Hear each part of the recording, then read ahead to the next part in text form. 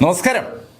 ജൂവിന്റെ പെട്ടെന്നുള്ള ആ പ്രവൃത്തി ശരിക്കും ഒരു അമ്പരപ്പാണ് ആ ക്ഷണിക്കപ്പെട്ട അതിഥികൾക്ക് ഉണ്ടായത്.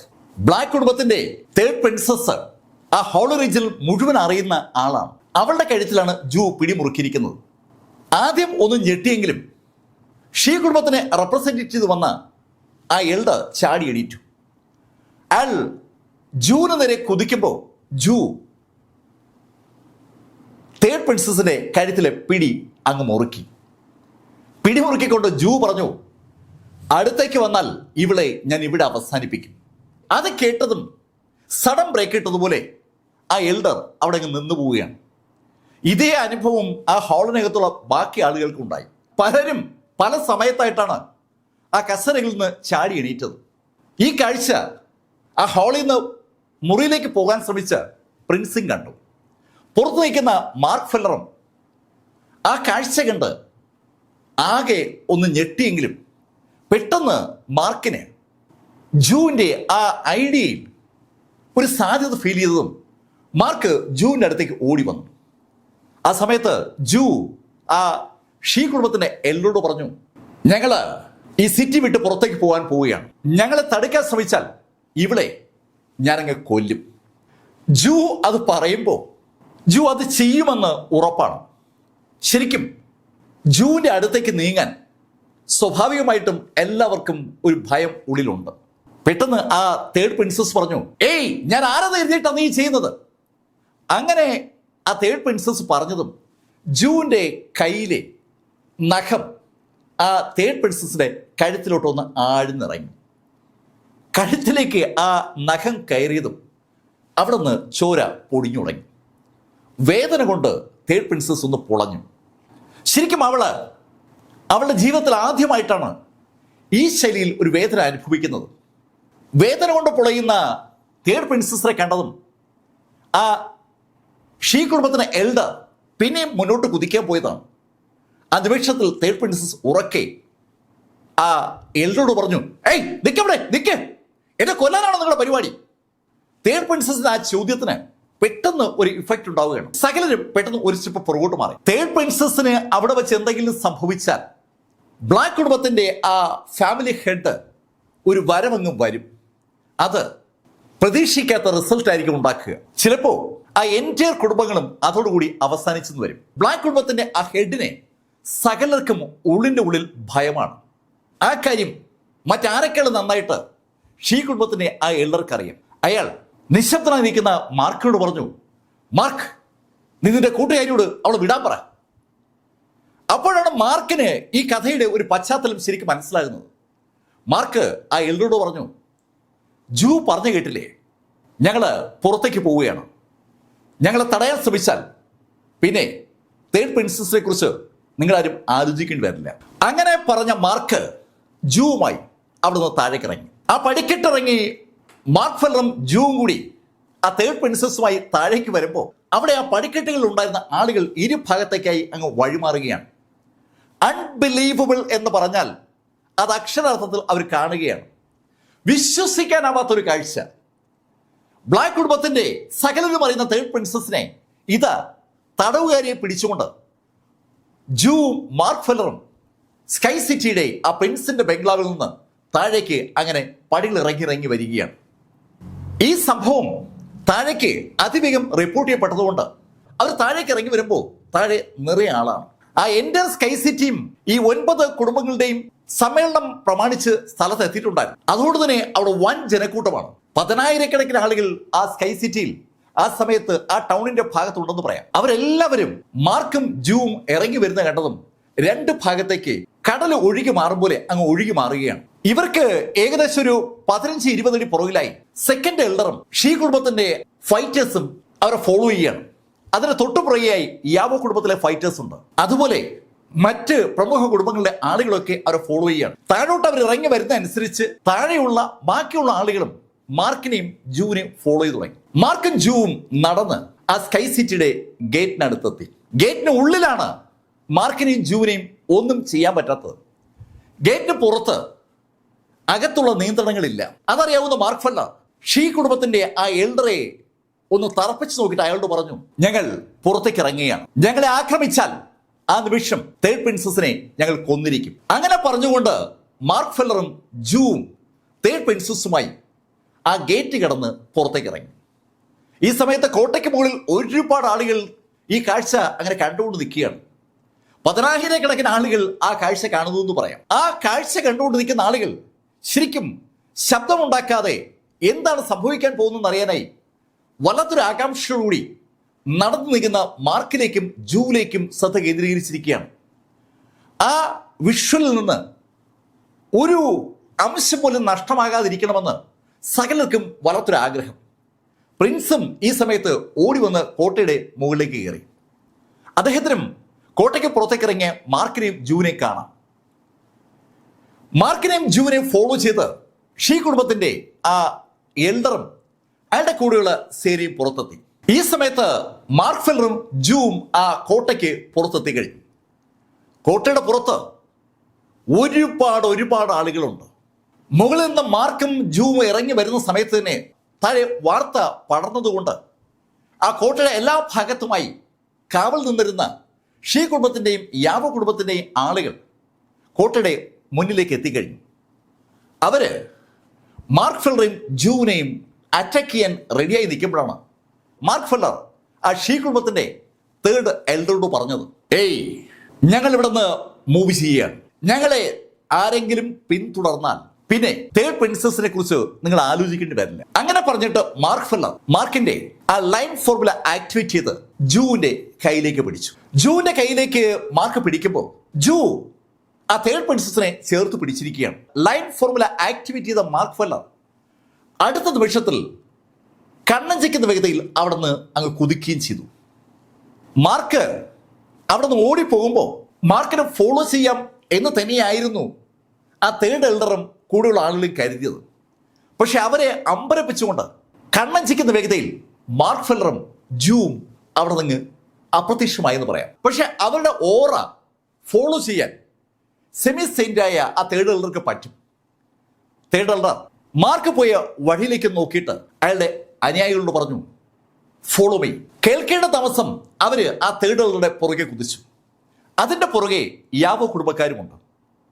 മാർക്കിന്റെ അൺബിലീവബിൾ ആയിട്ടുള്ള വേഗത ശരിക്കും തേർഡ് എൽഡർ പ്രതീക്ഷിച്ചതിനേക്കാളും കൂടുതലായിരുന്നു. എന്നാലും തേർഡ് എൽഡറും മാർക്ക് ഫെല്ലറും തമ്മിലുള്ള വ്യത്യാസം വളരെ വലുതാണ്. മാർക്ക് റിവേർഷൻ ഔട്ട് സ്റ്റേജിലും തേർഡ് എൽഡർ സെമി സ്റ്റേജിലുമാണ്. അതുകൊണ്ട് തന്നെ മാർക്ക് കുറെ ദൂരം ഓടിയതിനു ശേഷം ഒരു വനപ്രദേശത്ത് എത്തിയപ്പോൾ അവിടെ അങ്ങ് നിന്നു. മാർക്ക് നിന്നതും ജൂ മാർക്കോട് ചോദിച്ചു, മാർക്ക് എന്താ നിന്നത്? ജൂ, അവര് നമ്മളെ ഫോളോ ചെയ്താൽ അത് ശരിയാവില്ല, അവരിങ്ങ് എത്തട്ടെ. മാർക്ക് അങ്ങനെ പറഞ്ഞിട്ട് ഒരു പ്രത്യേക ദിശയിലേക്ക് അങ്ങനെ നോക്കി നിൽക്കുകയാണ്. ഏതാനും മിനിറ്റുകൾ കഴിഞ്ഞതും മാർക്ക് ആ ഇരുട്ടിലേക്ക് നോക്കി ഉറക്കെ പറഞ്ഞു, ഏയ് ഞങ്ങളെ ഫോളോ ചെയ്യരുതെന്ന് ഞാൻ നിങ്ങളോട് പറഞ്ഞതാണ്, നിങ്ങൾ അത് പാലിച്ചില്ല. തേർഡ് എൽഡർ, നിങ്ങൾ വാക്ക് പാലിക്കാത്ത സ്ഥിതിക്ക് എനിക്ക് തേർഡ് പ്രിൻസസിനെ അവസാനിപ്പിക്കേണ്ടി വരും.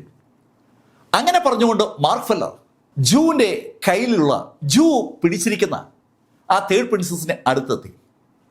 മാർക്ക് എന്താണ് ചെയ്യാൻ പോകുന്നതെന്ന് തേർഡ് പ്രിൻസസിന് ഒരു പിടിയില്ല. അവൾ ആകെ ഭയന്നിരിക്കുകയാണ്. അവളുടെ ജീവിതത്തിൽ ഇതുപോലൊരു സന്ദർഭത്തിലൂടെ അവൾ ഒരിക്കൽ പോലും കടന്നു പോയിട്ടില്ല. അവൾ അമ്പരപ്പോടെ മാർക്കിനെ നോക്കുമ്പോൾ മാർക്ക് അവളുടെ ഇടത് കൈ പിടിച്ചിട്ട് ഒരു വിരൽ പിടിച്ചു ഒരൊറ്റ ഓടിപ്പ്. കിളിങ്ങുന്ന ശബ്ദത്തോടെ അവളുടെ ആ കുഞ്ഞു വിരല് അങ്ങ് ഒടിഞ്ഞു. ആ വിരൽ ഒടിയുമ്പോൾ ഒരു വല്ലാത്ത അലർച്ചയും കരച്ചിലും തേർഡ് പ്രിൻസസിന്റെ ഭാഗത്തുനിന്നുണ്ടായി. തേർഡ് പ്രിൻസസ് അലറി കരയുന്നത് സ്വാഭാവികമായിട്ടും മാർക്കിനെ ഫോളോ ചെയ്തെത്തിയ ആ തേർഡ് എൽഡറും കൂടുതലുള്ള ആളുകളും കേട്ടു. അയാൾ ശരിക്കും നടുങ്ങിയെന്ന് പറയാം. അയാളുടെ കൂടെയാണ് ബ്ലാക്ക് കുടുംബത്തിൽ നിന്ന് തേർഡ് പ്രിൻസസിനെ അയച്ചിരിക്കുന്നത്. തേർഡ് പ്രിൻസസിനെ ഒരു പരിക്കുമില്ലാതെ തിരിച്ചെത്തിക്കാൻ അയാൾക്ക് ബാധ്യതയുണ്ട്. അതിൽ അയാൾ പരാജയപ്പെട്ടാൽ ഷീ കുടുംബം കൈയൊഴിയും. ഷീ കുടുംബം ഈ തേർഡ് എൽഡറെ ഉറപ്പായും ബ്ലാക്ക് കുടുംബത്തിന് വിട്ടുകൊടുക്കും. പിന്നെന്താണ് സംഭവിക്കാൻ പോകുന്നതെന്ന് തേർഡ് എൽഡർക്ക് അറിയാം. അയാളെ മൃഗീയമായി ബ്ലാക്ക് കുടുംബം കൊല്ലുകയും ചെയ്യും. ഒരുപാട് കാര്യങ്ങൾ ഈ സമയത്ത് ആ തേർഡ് എൽഡറുടെ മനസ്സിലൂടെ കടന്നു വരികയാണ്. അയാൾ അതിശക്തനാണ്, സെമി സെന്റ് ആണ് എന്നൊക്കെ പറഞ്ഞിട്ടൊന്നും ഒരു കാര്യമില്ല. ഇവിടെ മാർക്ക് ഫെല്ലറുടെയും ജൂവിൻ്റെയും കയ്യിലാണ് സാക്ഷാൽ തേർഡ് പ്രിൻസസ്. മാർക്ക് ആ ഇരുട്ടത്തേക്ക് നോക്കിയിട്ട് ആ തേർഡ് എൽഡറോടായി പറഞ്ഞു, മുന്നോട്ട് വാ. ഇനി ഒളിച്ചതുകൊണ്ട് കാര്യമില്ലെന്ന് മനസ്സിലായ തേർഡ് എൽഡറും അയാളുടെ കൂടെയുള്ള അനുയായികളും സാവധാനം വിട്ടത്തേക്ക് വന്നു. അവര് ഒരു ഇരുട്ട് അവിടെ സൃഷ്ടിച്ചിരുന്നു എന്ന് പറയാം. ശരിക്കും ഒരു എനർജി ബാരിയർ അവിടെ സൃഷ്ടിച്ചിരുന്നു. ആ എനർജി ബാരിയർ ബ്രേക്ക് ചെയ്ത് അവർ മുന്നോട്ട് വന്നപ്പോൾ മാർക്ക് ആ തേർഡ് എൽഡറോട് പറഞ്ഞു, നിങ്ങൾക്ക് ഞാനൊരു വാക്ക് തരാം. ഞാൻ തേർഡ് പ്രിൻസസിനെ ഉപദ്രവിക്കില്ല. പക്ഷേ നിങ്ങൾ ഞങ്ങളെ ഫോളോ ചെയ്യാനാണ് തീരുമാനിച്ചിരിക്കുന്നതെങ്കിൽ ഉറപ്പായും തേർഡ് പ്രിൻസസിനെ ഞാൻ അവസാനിപ്പിക്കുകയും ചെയ്യും. ഇനി നിങ്ങൾ തീരുമാനിക്കുക എന്ത് വേണമെന്ന്. ബ്ലാക്ക് കുടുംബത്തിന്റെ തേർഡ് പ്രിൻസസുമായി സ്കൈ സിറ്റിയിൽ എത്തിയിരിക്കുന്ന ആ ഷീ കുടുംബത്തിന്റെ തേർഡ് എൽഡർക്ക് ഒരു മറുപടിയും പറയാൻ പറ്റാത്ത ഒരു സാഹചര്യത്തിൽ അയാൾ എത്തിയിരിക്കുകയാണ്. തേർഡ് പ്രിൻസസിനെ മാർക്കിനെ ഏൽപ്പിക്കുകയല്ലാതെ അയാൾക്കിപ്പോൾ വേറെ മാർഗമില്ല. അയാൾ നിശബ്ദനായി നിൽക്കുന്നുണ്ടെന്നും മാർക്ക് ഒരിക്കൽ കൂടി തേർഡ് എൽഡറോട് പറഞ്ഞു, നോക്ക്, ഞാൻ നിങ്ങളെപ്പോലെ അല്ല. വാക്കുകൾ പറഞ്ഞാൽ അത് പാലിക്കുന്ന ആളാണ്. തേർഡ് പ്രിൻസസിന് ഒന്നും പറ്റില്ല എന്ന് ഞാൻ പറഞ്ഞാൽ അതിന്റെ അർത്ഥം ഒന്നും പറ്റില്ല എന്ന് തന്നെയാണ്. അങ്ങനെ പറഞ്ഞുകൊണ്ട് മാർക്ക് ഫെല്ലർ ആ തേർഡ് എൽഡറോട് പറഞ്ഞു, ഈ നിമിഷം മുതൽ നിങ്ങൾ ഞങ്ങളെ ഫോളോ ചെയ്യുന്നത് അവസാനിപ്പിക്കണം. അങ്ങനെ പറഞ്ഞിട്ട് മാർക്ക് ജൂവിന്റെ കൈ പിടിച്ച് അതിവേഗം അവിടെ നിന്ന് ഓടി തുടങ്ങി. ശരിക്കും ലൈൻ ബേർഡ് ഫോർമുലയിൽ മാർക്ക് ജൂവിനെ കൊണ്ട് പറക്കുകയാണ്. ജൂവിന്റെ കയ്യിൽ സുരക്ഷിതയായി ആ തേർഡ് പ്രിൻസസ് ഉണ്ട്. തേർഡ് പ്രിൻസസ് ഈ നിമിഷമൊക്കെ നിശബ്ദയായി ഭയത്തോടെ ജൂവിന്റെ പുറത്ത് കെട്ടിപ്പിടിച്ചിരിക്കുകയാണ്. ആകാശത്തൂടെ തൊട്ടില്ല എന്ന് പറഞ്ഞ് അങ്ങനെ പാഞ്ഞു പോകുമ്പോൾ ഏത് നിമിഷം വേണമെങ്കിലും ആ തേർഡ് പ്രിൻസസ് താഴെ വീണ് കൊല്ലപ്പെടാനുള്ള സാധ്യതയുമുണ്ട്. ശരിക്കും അവള് ഭയന്നിട്ടുണ്ട്. ആ ആളുകൾ അങ്ങനെ പാഞ്ഞു പോകുമ്പോൾ തേർഡ് എൽഡറുടെ പുറകിൽ നിൽക്കുന്ന ആളുകൾ തേർഡ് എൽഡറോട് ചോദിച്ചു, തേർഡ് എൽഡർ, നമ്മളവരെ ഫോളോ ചെയ്യണ്ടേ?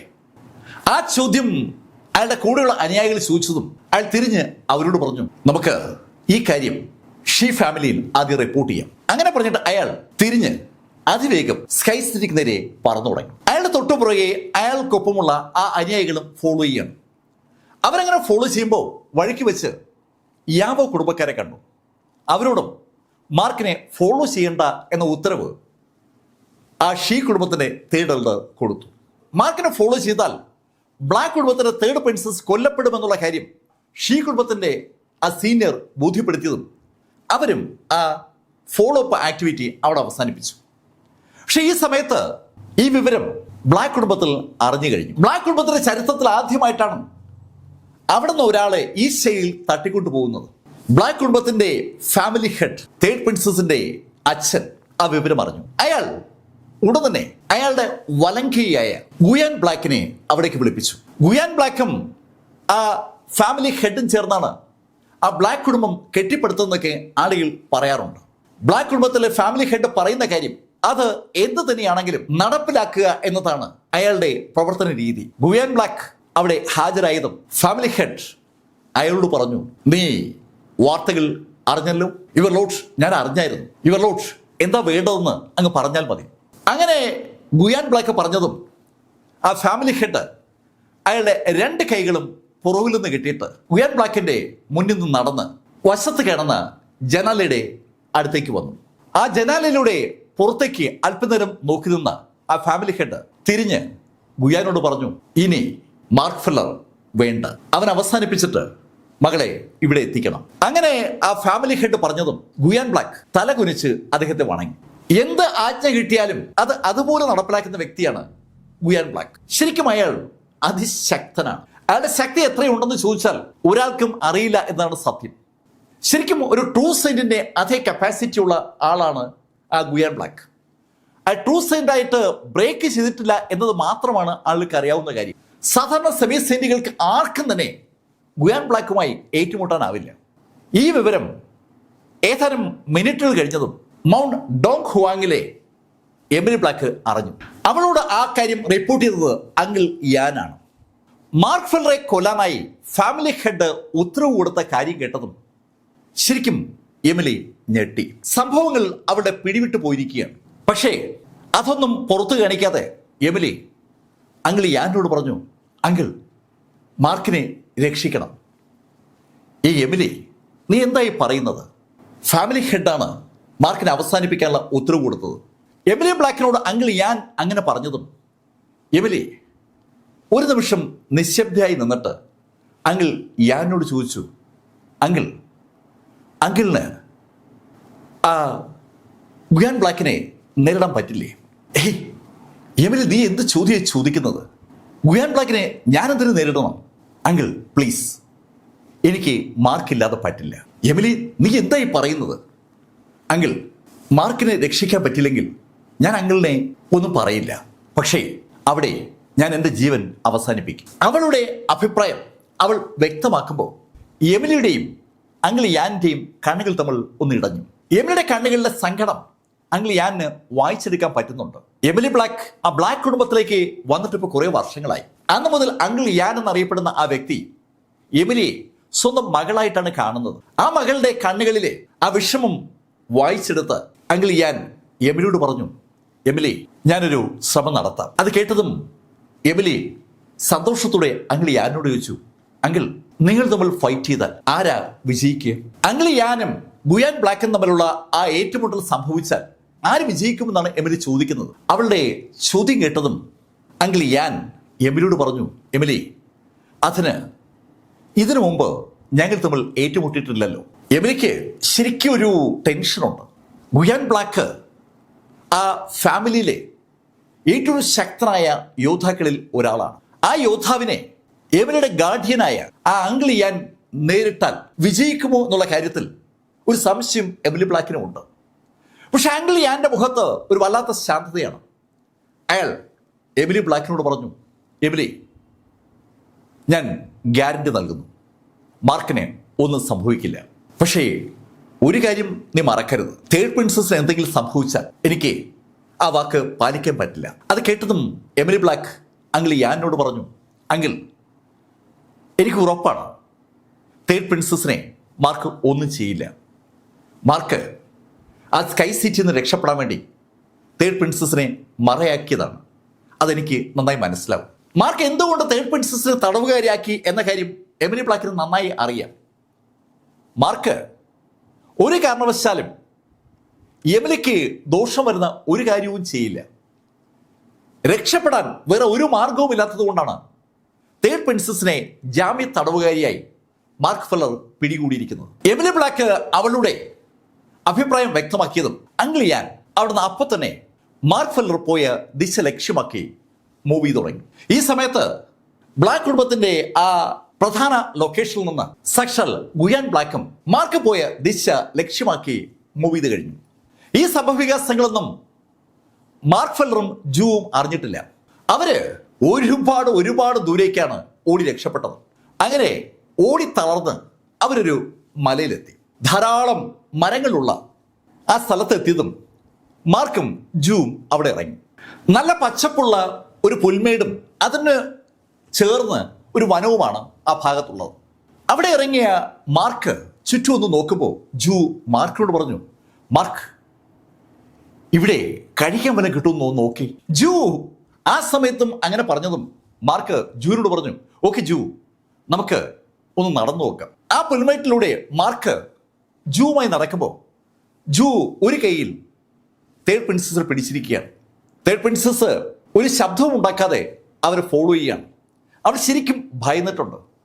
സാധാരണഗതിയിൽ നമ്മൾ കാണുന്ന തേർഡ് പ്രിൻസസ് അല്ല ഇപ്പോൾ മാർക്കിനൊപ്പം ഉള്ളത്. അഹങ്കാരത്തിന്റെ അവസാന വാക്കാണ് തേർഡ് പ്രിൻസസ്. പക്ഷെ ഇപ്പോൾ ആ അഹങ്കാരമൊക്കെ അവളെ വിട്ടൊഴിഞ്ഞു എന്ന് പറയാം. അവള് ഭയന്ന് ജൂവിൻ്റെ ആ കയ്യിൽ ഒതുങ്ങി നിൽക്കുകയാണ്. ജൂ ശരിക്കും അവളെ കൊല്ലുമെന്ന് അവൾക്കൊരു പേടിയുണ്ട്. മാർക്ക് ഫെല്ലറും ജൂവും കൂടി മുന്നോട്ട് നടക്കുമ്പോൾ കുന്നിൻ്റെ മുകളിലായി അവര് ഒരു ചെറിയ വീട് കണ്ടു. ആരും വരാത്ത ഒരു സ്ഥലത്ത് ഇതാരാപ്പ ഇവിടെ ഒരു വീട് കെട്ടിയിട്ടിരിക്കുന്നത്? അങ്ങനെ ഒരു ചോദ്യമാണ് സ്വാഭാവികമായിട്ടും മാർക്കിന്റെ മനസ്സിലേക്കും ജൂവിന്റെ മനസ്സിലേക്കൊക്കെ വരുന്നത്. ആ വീട് കണ്ടതും ജൂ മാർക്കിനോട് പറഞ്ഞു, മാർക്ക്, ചിലപ്പോൾ അവിടെ വല്ല കഴിക്കാൻ കണ്ടേക്കും. ജൂവിന്റെ ആ ഡയലോഗ് കേട്ടതും ചിരിച്ചുകൊണ്ട് മാർക്ക് ആ ബിൽഡിംഗ് ഒന്ന് സ്കാൻ ചെയ്തു. അപകടം വല്ലതും അവിടെ പതിയിരിക്കുന്നുണ്ടോ എന്ന് നോക്കണമല്ലോ. അങ്ങനെ നോക്കിയപ്പോൾ അങ്ങനെ ഒന്നും അവിടെ ഇല്ല. പക്ഷേ ഒരു എനർജിയുടെ സാന്നിധ്യം ആ മലയിൽ എത്തിയത് മുതൽ മാർക്കിനും ജൂവിനും അനുഭവപ്പെടുന്നുണ്ട്.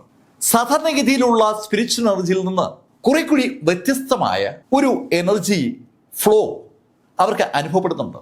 എന്താണ് ആ എനർജി ഫ്ലോ എന്ന് ചോദിച്ചാൽ മാർക്കിനും ജൂവിനും അറിയില്ല. പക്ഷെ ഇതിലൊന്നും മനസ്സ് കൊടുക്കാതെ ജൂവിന്റെ കൂടെ നടക്കുകയാണ് ആ തേർഡ് പ്രിൻസസും ജൂവും കൂടി ആ വീടിന്റെ മുന്നിലെത്തിയതും മാർക്ക് ഫെല്ലർ ആ വീടിന്റെ അകത്തേക്ക് കടന്ന മാർക്ക് ആ വീടിന്റെ പ്രധാന ഹാളിൽ എത്തുമ്പോൾ അവിടെ ഹാളിൽ ഒരാൾ ഇരിക്കുകയാണ്. ആ ആളെ കണ്ട മാർക്ക് ശരിക്കും അങ്ങനെ നിന്നുപോയി. അകത്തേക്ക് നടന്ന മാർക്ക് നിൽക്കുന്നത് അകത്തേക്ക് കയറി വരുന്ന ജൂ കാണുകയും ചെയ്തു. ജൂ മാർക്കിനോട് ചോദിച്ചു, എന്താ മാർക്ക്? ജൂ ഇതൊന്നും നോക്കി. അങ്ങനെ മാർക്ക് പറയുമ്പോഴേക്കും ജൂ തൊട്ട് പുറകിലെത്തി. ജൂവിനൊപ്പമുള്ള തേർഡ് പ്രിൻസസും അകത്ത് ആ കസേരയിൽ ഒരാൾ ഇരിക്കുന്ന കണ്ടു. ആ ആള് അവിടെ ഇരുന്ന് മരിച്ചു പോയിരിക്കുകയാണ്. അയാളുടെ എല്ലും കൂടം അതുപോലെ തന്നെ അവിടെ ഇരിക്കുകയാണ്. രണ്ട് കൈയും കസേരയുടെ ആ പിടിയിൽ വെച്ച് കാലുകൾ നീട്ടിവെച്ച് ചാരി ഇരിക്കുകയാണ് ആ മനുഷ്യൻ. അവിടെ ഇരുന്ന് മരിച്ചുപോയ അയാളുടെ ബോഡിയിലെ മാംസം മുഴുവൻ അവിടെ നിന്ന് നഷ്ടമായി കഴിഞ്ഞു. ഇപ്പോ ബാലൻസ് ഉള്ളത് ആ എല്ലും കൂടെ മാത്രമാണ്. മാർക്ക് കൗതുകത്തോടെ നടന്ന് ആ മനുഷ്യന്റെ അടുത്ത് ഇരിക്കുന്നത് ഒരു മനുഷ്യരൂപമാണെന്ന് വ്യക്തമാണ്. ആ മനുഷ്യന്റെ അടുത്തെത്തിയ മാർക്ക് ഫെല്ലർ അയാളുടെ ആ തലയോട്ടിയിൽ ഒന്ന് കൈവച്ചതും പെട്ടെന്ന് മാർക്ക് അങ്ങ് തെറിച്ചു.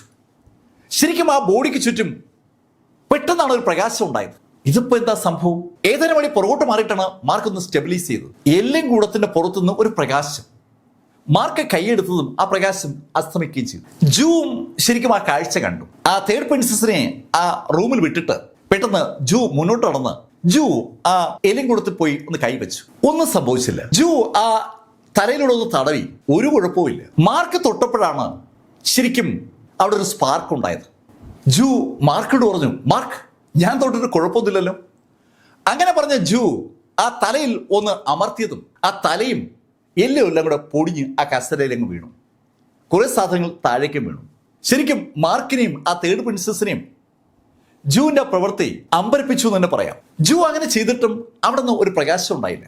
അത് കണ്ടത് മാർക്ക് ഓടി വന്ന് ആ ഒടിഞ്ഞു വീണ എല്ലുകൾ കയ്യിലെടുത്തു. ഇപ്പോ അതിൽ നിന്ന് ഒരു ചെറിയ പ്രകാശം മാർക്ക് തൊട്ടപ്പോൾ ഉണ്ടായി. മാർക്ക് തൊടുമ്പോൾ മാത്രം ഒരു പ്രകാശം വരുന്നു. മാർക്ക് ആ എല്ലിലേക്ക് വീണ്ടും ഒന്ന് സൂക്ഷിച്ചു നോക്കുകയാണ്. അത് മനസ്സിലായതും മാർക്ക് ആ എല്ലുകൾ ഒന്നുകൂടി ഒന്ന് സൂക്ഷിച്ചു നോക്കി. ജൂ തലയിൽ കൈവച്ചപ്പോൾ ആ എല്ലുകൾ ഒടിഞ്ഞു വീണെങ്കിലും മാർക്ക് എടുത്ത ആ എല്ല് മാർക്ക് പൊട്ടിക്കാൻ നോക്കിയപ്പോൾ പൊട്ടുന്നില്ല. ജൂവും ശ്രമിച്ചു, പൊട്ടുന്നില്ല. എല്ലുകൾ പല കഷ്ടമായി ഒടിഞ്ഞു എന്നുള്ളത് സത്യമാണ്. പക്ഷെ അതിനപ്പുറത്തേക്ക് അതിനെ ഓടിക്കാൻ പറ്റുന്നില്ല. അത് മനസ്സിലാക്കിയ ജൂ മാർക്കിനോട് പറഞ്ഞു, മാർക്ക് ഇത് അതിശയമായിരിക്കണമല്ലോ. മാർക്കിന്റെ മനസ്സിലുള്ള കാര്യം തന്നെയാണ് ജൂ പറഞ്ഞത്. മാർക്ക് ജൂവിനോട് പറഞ്ഞു, ഒരു നിമിഷം ഞാനൊന്ന് പുറത്തു നോക്കട്ടെ. അങ്ങനെ പറഞ്ഞിട്ട് മാർക്ക് ഫെല്ലർ ആ വീടിന്റെ പുറത്തിറങ്ങിയിട്ട് ആകാശത്തേക്ക് ഒന്ന് പറന്നുയർന്നു. ഒത്തിരി മുകളിലേക്ക് പറന്നുയർന്ന മാർക്ക് മുകളിൽ നിന്ന് താഴേക്ക് നോക്കുമ്പോൾ ആ മല മാർക്കിനെ പലതും ഓർമ്മിപ്പിക്കുകയാണ്. ശരിക്കും ഒരു കൂറ്റൻ മീനിന്റെ ഒരു ഭാഗമാണ് മാർക്ക് കാണുന്നത്. ആ മീനിന്റെ കണ്ണിന്റെ ഭാഗത്താണ് ആ വീടുള്ളത്. പക്ഷേ മീനിന്റെ ഒരു ഭാഗം മാത്രമേ മാർക്ക് ഫെല്ലർക്ക് കാണാൻ പറ്റുന്നുള്ളൂ. മലയുടെ മുകളിൽ ഒരുപാട് പൊക്കത്തിൽ മരങ്ങൾ വളർന്നു നിൽക്കുകയാണ്. മല ഒരുപാട് ദൂരത്തേക്കുമുണ്ട്. ആ മലയുടെ മറുഭാഗത്ത് ആ മീനിന്റെ മറുഭാഗം ഉണ്ടാകും. അങ്ങനെ ഒരു തോന്നലാണ് പെട്ടെന്ന് മാർക്കിനുണ്ടായത്. മാർക്ക് താഴേക്ക് ഇറങ്ങിയതും ജൂ മാർക്കിനോട് ചോദിച്ചു, എന്താ മാർക്ക്, എന്തെങ്കിലും കാര്യങ്ങൾ കണ്ടോ? മാർക്ക് മുകളിലേക്ക് ചാടി ഉയർന്ന കാര്യം ജൂ മനസ്സിലാക്കിയിട്ടില്ല. മാർക്ക് ജൂവിനോട് പറഞ്ഞു, ഏയ് വേറൊന്നുമില്ല, നമുക്ക് കഴിക്കാൻ പറ്റുന്ന എന്തെങ്കിലും ഉണ്ടോ എന്ന് നോക്കിയായിരുന്നു. അതെന്തായാലും നന്നായി, നീ ആ കാട്ടിൽ നിന്ന് നോക്ക്, അവിടെ എന്തെങ്കിലും കാണും. അങ്ങനെ ജൂനു പറഞ്ഞതും മാർക്ക് ഫെല്ലർ ആ കാട്ടിനകത്തേക്ക് കയറി. അതിനകത്ത് ഏകദേശം 1 മണിക്കൂറെങ്കിലും മാർക്ക് അലഞ്ഞു കാണും. അവിടെ ഒരു മൃഗവും ഇല്ല, മൃഗങ്ങളേ ഇല്ലെന്ന് പറയാം. നന്നായി വളർന്നു നിൽക്കുന്ന കാട്, നന്നായി വളർന്നു കിടക്കുന്ന പുൽമേട്, സ്വാഭാവികമായിട്ടും മാനുകൾ ഉൾപ്പെടെ മൃഗങ്ങൾ അവിടെ ഉണ്ടാകേണ്ടതാണ്. എന്തുകൊണ്ടോ അവിടെ മൃഗങ്ങളേ ഇല്ല. പക്ഷേ മാർക്ക് മറ്റൊരു കാഴ്ച കണ്ടു. താഴെക്കൂടി ഒരു നദി ഒഴുകുന്ന കാഴ്ച. ആ നദിയിൽ ചിലപ്പോൾ മീനുകൾ ഉണ്ടാവും. മീനെങ്കിൽ മീന്. അങ്ങനെ പറഞ്ഞുകൊണ്ട് മാർക്ക് ഫെല്ലർ താഴെ നദിയുടെ തീരത്തേക്ക് നടന്നു. ആ നദിയുടെ തീരത്തെത്തിയ മാർക്ക് നദിയിലേക്ക് ഒന്ന് സൂക്ഷിച്ചു നോക്കി. നല്ല തെളിഞ്ഞ വെള്ളമാണ് ആ നദിയിലുള്ളത്. പക്ഷെ നദിയിൽ മീനുകളുടെ സാന്നിധ്യമേ ഇല്ല. മീനുകളില്ലാത്ത, ഒരു മൃഗങ്ങളുമില്ലാത്ത, ഒരു ചെറിയ വിട്ടില് പോലും ഇല്ലാത്ത ഒരു വനം. ആ കാര്യങ്ങൾ മാർക്കിൽ ലേശ കൗതുകവും അതേസമയം ലേശ ഭയവും ഉണ്ടാക്കുകയാണ്. മാർക്ക് പെട്ടെന്ന് ആ നദിയുടെ അടുത്തുനിന്ന് തിരിഞ്ഞ് അതിവേഗം ഓടി മുകളിലെത്തി ജൂവിനോട് പറഞ്ഞു, ജൂ, നമുക്ക് ഇവിടെ നിൽക്കണ്ട. മാർക്ക്, നീ പോയിട്ട് ഒന്നും കിട്ടിയില്ലേ? മാർക്ക് പറഞ്ഞ കാര്യത്തിന് ഒരു പ്രാധാന്യം കൊടുക്കാതെ ജൂ വീണ്ടും ചോദിക്കുന്നത് ആഹാരം ഒന്നും കിട്ടിയില്ലെന്നാണ്. മാർക്ക് ജൂവിനോട് പറഞ്ഞു, ജൂ, നമുക്ക് കഴിക്കാൻ പറ്റുന്ന സാധനങ്ങളൊക്കെ ഈ മലയുടെ മറുഭാഗത്തുള്ളത്, നമുക്ക് അങ്ങോട്ട് പോവാം. അങ്ങനെ മാർക്ക് പറഞ്ഞതും ജൂ ആ തേർഡ് പ്രിൻസസിനെയും കൊണ്ട് മാർക്കിനൊപ്പം നടന്നു തുടങ്ങി. ആ മലയുടെ മറുഭാഗം, അതാണ് മാർക്കിന്റെ ടാർഗറ്റ്. മാർക്ക് ഫെല്ലറും ജൂവും ആ തേർഡ് പ്രിൻസസും കൂടി ഇപ്പോൾ സാധാരണ നടക്കുകയാണ്. ഒരു 6-7 മണിക്കൂറെങ്കിലും മാർക്ക് ആ ടീമിനൊപ്പം നടന്നു കാണും. അപ്പോഴേക്കും അവര് മലയുടെ മറുഭാഗത്തേക്ക് നടന്ന് എത്തിക്കഴിഞ്ഞു. മറുഭാഗം ശരിക്കും മാർക്കിനെ ഞെട്ടിച്ചു എന്ന് പറയാം. നേരത്തെ അവര് കണ്ട സ്ഥലത്തിന് നേരെ ഓപ്പോസിറ്റുള്ള ഒരു സ്ഥലം. അവർ വന്ന ഭാഗത്ത് ഇഷ്ടംപോലെ മരങ്ങൾ വളർന്നങ്ങനെ പന്തലിച്ച് നിൽക്കുകയാണെങ്കിൽ ഇപ്പുറത്ത് മരങ്ങളേ ഇല്ല. ചെറിയ ചെറിയ ചെടികളും മാത്രമുള്ള വരണ്ട് കിടക്കുന്ന ഒരു പ്രദേശം. അത് കണ്ടതും ജൂ മാർക്കോട് ചോദിച്ചു, മാർക്ക്, നീ എന്തിനാ ഇങ്ങോട്ട് നമ്മളെ കൊണ്ടുവന്നത്? ഇവിടെ നമുക്ക് കഴിക്കാൻ പറ്റുന്ന ഒന്നും കാണത്തില്ല. ജൂ, അത് സാരമില്ല, നമുക്ക് ഈ സ്ഥലമാണ് കൂടുതൽ സേഫ്റ്റി ഉള്ളത്. മാർക്ക്, നീ എന്തൊക്കെയായി പറയുന്നത്? അവിടെയാണെങ്കിൽ നല്ലൊരു വീടുണ്ടായിരുന്നു, ഇവിടെയാണെങ്കിൽ അതുപോലുമില്ല. അത് കേട്ടതും മാർക്ക് ജൂവിനോട് പറഞ്ഞു, ജൂ, ചിലപ്പോൾ ഇവിടെയും അങ്ങനെ ഒരെണ്ണം കാണും. അങ്ങനെ പറഞ്ഞ മാർക്ക് ഫെല്ലർ ജൂവുമായി മുന്നോട്ട് നടക്കുകയാണ്. മാർക്കിന്റെ മനസ്സിൽ ഇപ്പോൾ ഒരു ഏകദേശ വിഷനുണ്ട്. ഒരു നല്ല ചിത്രത്തിന്റെ ഒരു അംശം മാർക്കിന്റെ മനസ്സിൽ അങ്ങനെ പതിഞ്ഞു നിൽക്കുകയാണ്. മാർക്ക് ഒരു ഉദ്ദേശം വെച്ച് നടന്ന് എത്തിയത് നേരത്തെ കണ്ട വീട് പോലുള്ള ഒരു വീട്ടിലാണ്. അത് മനസ്സിലായതും മാർക്ക് ആ വീടിനകത്തേക്ക് കടന്നു. നേരത്തെ മാർക്ക് കണ്ട അതേപോലെ ഒരു എല്ലും കൂടം ഇവിടെയും ആ വീടിന്റെ ഹാളിൽ അതുപോലെ ഇരിപ്പുണ്ട്. നേരത്തെ എക്സ്പീരിയൻസ് ഉള്ളത് കൊണ്ട് അധികം സമയം കഴിയുമ്പോൾ മാർക്കും ജൂവും കൂടി ആ എല്ലും കൂടത്തെ പൊട്ടിച്ച് കഷ്ണങ്ങളാക്കി. നേരത്തെ പൊട്ടിച്ച എല്ലും കഷ്ണം ഇപ്പോൾ മാർക്കിന്റെ മാന്ത്രിക നിലവറയിലാണ്. മാർക്ക് ഇതും കൂടി മാന്ത്രിക നിലവറയിലേക്ക് മാറ്റി. അതിശക്തരായ യോദ്ധാക്കളുടെ എല്ലാണ് മാർക്കിന് കിട്ടിയിരിക്കുന്നത്. ആ എല്ല് ഉപയോഗിച്ച് ഡിവൈൻ വെപ്പണുകൾ ഉണ്ടാക്കാൻ പറ്റും. ശരിക്കും ശക്തിയായ ആയുധങ്ങൾക്ക് അതിശക്തമായ മെറ്റീരിയൽസ് വേണം. ആ മെറ്റീരിയലിന് പറ്റിയത് ആ എല്ലുകളാണ്. എല്ലുകളൊക്കെ മാന്ത്രിക നിലവറിലേക്ക് മാറ്റിയതും മാർക്ക് ജൂവിനോട് പറഞ്ഞു, ജൂ, ഇവിടെ താഴെ നദി കാണും, അവിടെ മിക്കവാറും മീനും കാണും. മീനെന്ന് കേട്ടതും ജൂവിന് ഭയങ്കര സന്തോഷം. ജൂ ആ തേർഡ് പ്രിൻസസിനെ വലിച്ചുകൊണ്ട് നദിയുടെ കരയിലേക്ക് നടന്നു. മാർക്ക് പറഞ്ഞത് ശരിയാണ്, താഴെ നദിയുണ്ട്. നേരത്തെ കണ്ട നദി ആ ഭാഗത്തു നിന്നാണ് വരുന്നത്. മാർക്ക് അവിടേക്ക് ചെന്നപ്പോൾ ശരിക്കും അമ്പരപ്പോടെ ഞെട്ടി ആ നദിയിലേക്ക് നോക്കി പോവുകയാണ്. ഇഷ്ടംപോലെ മീനുണ്ട് ആ നദിയിൽ. ആ മീന് കണ്ടതും ജൂ ആ നദിയിലേക്ക് ഒരൊറ്റ കുതിപ്പ്. നദിയിൽ നിന്ന് ജൂ പുറത്തേക്ക് വരുമ്പോൾ ജൂവിന്റെ കയ്യിൽ അനവധി മീനുകളുണ്ട്. ആ മീനിനെ പാചകം ചെയ്യുന്ന പ്രക്രിയയിലേക്ക് ഉടൻ തന്നെ ജൂവും കടന്നു. ജൂ ഒരു അടിപൊളി ഷെഫാണ്. അടിപൊളി ഭക്ഷണമാണ് ജൂ ഉണ്ടാക്കിയത്. ജൂ ആ ഭക്ഷണം ഉണ്ടാക്കിക്കൊണ്ടിരിക്കുന്നിടയിൽ മാർക്ക് ഫെല്ലർ നദിയുടെ തീരത്തുകൂടി ഒന്ന് അലഞ്ഞപ്പോൾ മാർക്കിന് ചില മൃഗങ്ങളെയും കിട്ടി. നല്ല മാനുകളെയാണ് കിട്ടിയത്. ആ നദിയുടെ ഒരു കരയിൽ പുല്ലുണ്ട്. ആ പുല്ലൊക്കെ കഴിച്ചുകൊണ്ട് നിൽക്കുന്ന 2 മാനിനെ സംഘടിപ്പിച്ച് അതുമായിട്ടാണ് മാർക്ക് മടങ്ങിയെത്തിയത്. ജൂ അതും ഇറച്ചിയാക്കി. മാനിറച്ചിയും അതുപോലെ മീനിറച്ചിയും ഇഷ്ടംപോലെ വെള്ളവുമായതും അവരുടെ ഭക്ഷണത്തിലുള്ള വിഭവങ്ങളായി. മാർക്കും ജൂവും ഈ ഭക്ഷണം ഉണ്ടാക്കുന്ന സമയത്ത് ജൂ ആ തേർഡ് പ്രിൻസസിനെ ഒരു കല്ലിൽ കെട്ടിയിട്ടിരിക്കുകയാണ്. അവളെ ആ കല്ലിൽ അങ്ങനെ ബന്ധിപ്പിച്ചിരിക്കുമ്പോഴാണ് ഇവിടെ മാർക്കും ജൂവും കൂടി ഭക്ഷണമെല്ലാം പ്രിപ്പയർ ചെയ്തത്. ജൂ ആ ഭക്ഷണം കഴിച്ചു. പ്രിപ്പറേഷൻ കഴിഞ്ഞതും ജൂ ആ ഇറച്ചി കഴിച്ചുകൊണ്ടിരിക്കുകയാണ്. മാർക്ക് ഫെല്ലർ പെട്ടെന്നാണ് ആ തേർഡ് പ്രിൻസസിനെ കണ്ടത്. അവളുടെ വായിൽ കൂടി ഇങ്ങനെ വെള്ളം ഊർന്നു വരികയാണ്. ജൂവും മാർക്കും ഉണ്ടാക്കിയിരിക്കുന്ന ഭക്ഷണത്തിന്റെ രുചി അവളുടെ മൂക്കിലേക്ക് അടിച്ചു കയറിയിട്ടുണ്ട്. അവളുടെ കണ്ണുകളിൽ നിന്ന് അവളുടെ ആഗ്രഹം വായിച്ചെടുത്ത മാർക്ക് ഫെല്ലർ നടന്ന് അവളുടെ അടുത്തെത്തി. അവളുടെ നേരെ ആ ഒരു ഇറച്ചി കഷ്ണം നീട്ടുമ്പോഴാണ് മാർക്ക് ആ കാര്യം ശ്രദ്ധിക്കുന്നത്. അവൾക്ക് ഇറച്ചി കഴിക്കാൻ പറ്റില്ല, അവളുടെ കൈകൾ രണ്ടും കെട്ടിയിട്ടിരിക്കുകയാണ്. മാർക്ക് അതിവേഗം അവളുടെ കൈയും കാലിലെയും കെട്ടുകൾ അയക്കുന്നതാണെന്നും ജൂ മാർക്കിനോട് ചോദിച്ചു, മാർക്ക് നീ എന്തിനാ അവളെ സഹായിക്കുന്നത്? ഏയ് ജൂ, നമ്മുടെ കൂട്ടത്തിലുള്ള ഒരാളല്ലേ, അവൾ കഴിക്കട്ടെ. മാർക്ക് ഫെല്ലറെ ശരിക്കും പീഡിപ്പിച്ചിട്ടുള്ള വ്യക്തിയാണ് തേർഡ് പ്രിൻസസ്. മാർക്ക് ഫെല്ലറെ അവളെ പീഡിപ്പിച്ച കാര്യം അവൾക്ക് പക്ഷെ അറിയില്ല. അന്ന് മാർക്ക് വേറൊരു രൂപത്തിലായിരുന്നു. മാർക്ക് ആ സുന്ദരന്റെ രൂപത്തിൽ വന്നപ്പോൾ മാത്രമാണ് അവൾക്ക് മാർക്കിനെ പിന്നീട് ഐഡന്റിഫൈ ചെയ്യാൻ പറ്റിയത്. തേർഡ് പ്രിൻസസിന്റെ കയ്യിലെയും കാലിലെയും കെട്ടുകൾ അഴിച്ചതും മാർക്ക് അവൾക്ക് ഒരു ഇല നിറയെ കഴിക്കാനുള്ള ഇറച്ചി എടുത്തു വെച്ചു. മാനിന്റെയും മീനിന്റെയും ഒരു കോമ്പിനേഷൻ. തൊട്ടടുത്ത് തന്നെ ജൂ ഇരിക്കുകയാണ്. അവിടെ പിന്നീട് നടന്നത് ഒരു വല്ലാത്ത മത്സരമാണ്. ജൂവും ആ തേർഡ് പ്രിൻസസും ഭക്ഷണം കഴിക്കുന്നതിൽ ഒരു മത്സരം തന്നെ സ്റ്റാർട്ട് ചെയ്തു. ജൂ അതിവേഗം കഴിച്ചുകൊണ്ടിരിക്കുകയാണ്. ഇടയ്ക്ക് ജൂവിന്റെ കണ്ണ് ആ തേർഡ് പ്രിൻസസ് വീണപ്പോഴാണ് ജൂ ആ കാര്യം മനസ്സിലാക്കുന്നത്. തേർഡ് പ്രിൻസസും വെട്ടി വിഴുങ്ങുകയാണ്. അത് കണ്ടതും ജൂ ചാടി എണീറ്റ് അവളുടെ ആ ഇല പിടിച്ചു വാങ്ങിച്ച് നേരെ മാർക്കിന്റെ മുന്നിൽ കൊണ്ടുവച്ചു. മാർക്ക്, ഇത് നിനക്കുണ്ടാക്കിയതാ, ഞാൻ അവക്ക് കഴിക്കാനല്ല. ജൂ തന്റെ മുന്നിലിരുന്ന ആ ഇല പിടിച്ചു വാങ്ങി കൊണ്ടുപോയപ്പോ ഒന്നും പറയാനാവാതെ തേർഡ് പ്രിൻസസ് ഭയന്നിരിക്കുകയാണ്.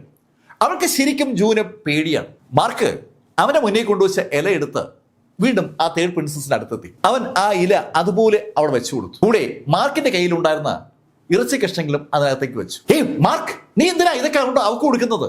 അങ്ങനെ ജൂ ചോദിച്ചതും മാർക്ക് ജൂവിനോട് പറഞ്ഞു, സാരമില്ല, അവൾ കഴിക്കട്ടെ. തേർഡ് പ്രിൻസസിന് മാർക്കിന്റെ വാക്കുകൾ വല്ലാത്തൊരു ആശ്വാസം ഉണ്ടാക്കിയെന്ന് പറയാം. അവള് ആ ഇറച്ചി കഴിച്ചു തുടങ്ങി. എത്രയോ നാളുകളായി ഭക്ഷണം കഴിച്ചിട്ട് എന്ന് തോന്നുന്ന ശൈലിയിലുള്ള ഒരു ഭാവത്തോടു കൂടിയാണ് അവള് ആ ഭക്ഷണം കഴിക്കുന്നത്. ഭക്ഷണമൊക്കെ കഴിച്ചു കഴിഞ്ഞതും മാർക്ക് ഫെല്ലർ ജൂവിനോട് പറഞ്ഞു, ജൂ, ഈ സ്ഥലത്തിന് എന്തൊക്കെയോ കുഴപ്പങ്ങളുണ്ട്.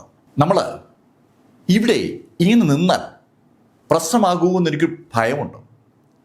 അങ്ങനെ മാർക്ക് പറയുമ്പോഴേക്കും ഒരു മുരൾച്ച അവർ മൂന്നുപേരും കേട്ടു.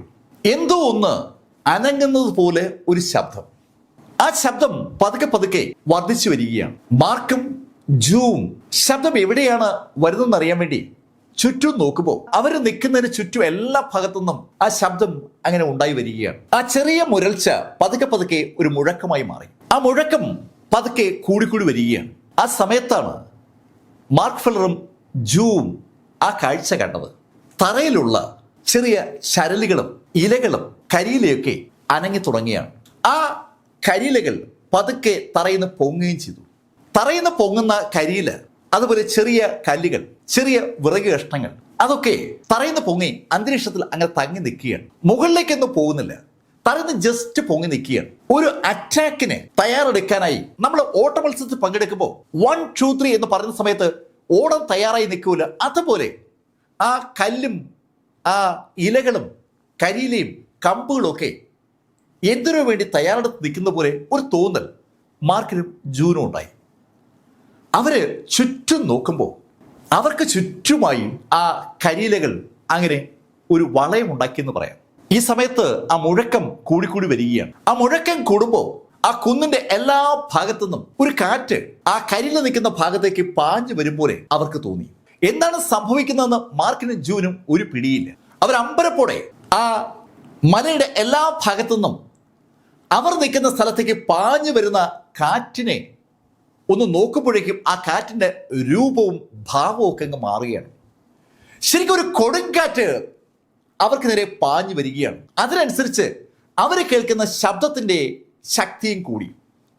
കാതടച്ചു പോകുന്ന ശൈലിയിലേക്ക് ഒരു ശബ്ദവും അതോടൊപ്പം വൻ ശക്തിയിൽ കാറ്റും അവർക്ക് നേരെ പാഞ്ഞു വരുമ്പോൾ നേരത്തെ അന്തരീക്ഷത്തിൽ സസ്പെൻഡ് ചെയ്യപ്പെട്ട് നിന്നിരുന്ന ആ കരിലകളും കല്ലുകളും ആ ചെറിയ കമ്പുകളും പറന്ന് അങ്ങ് ഉയർന്നു തുടങ്ങി.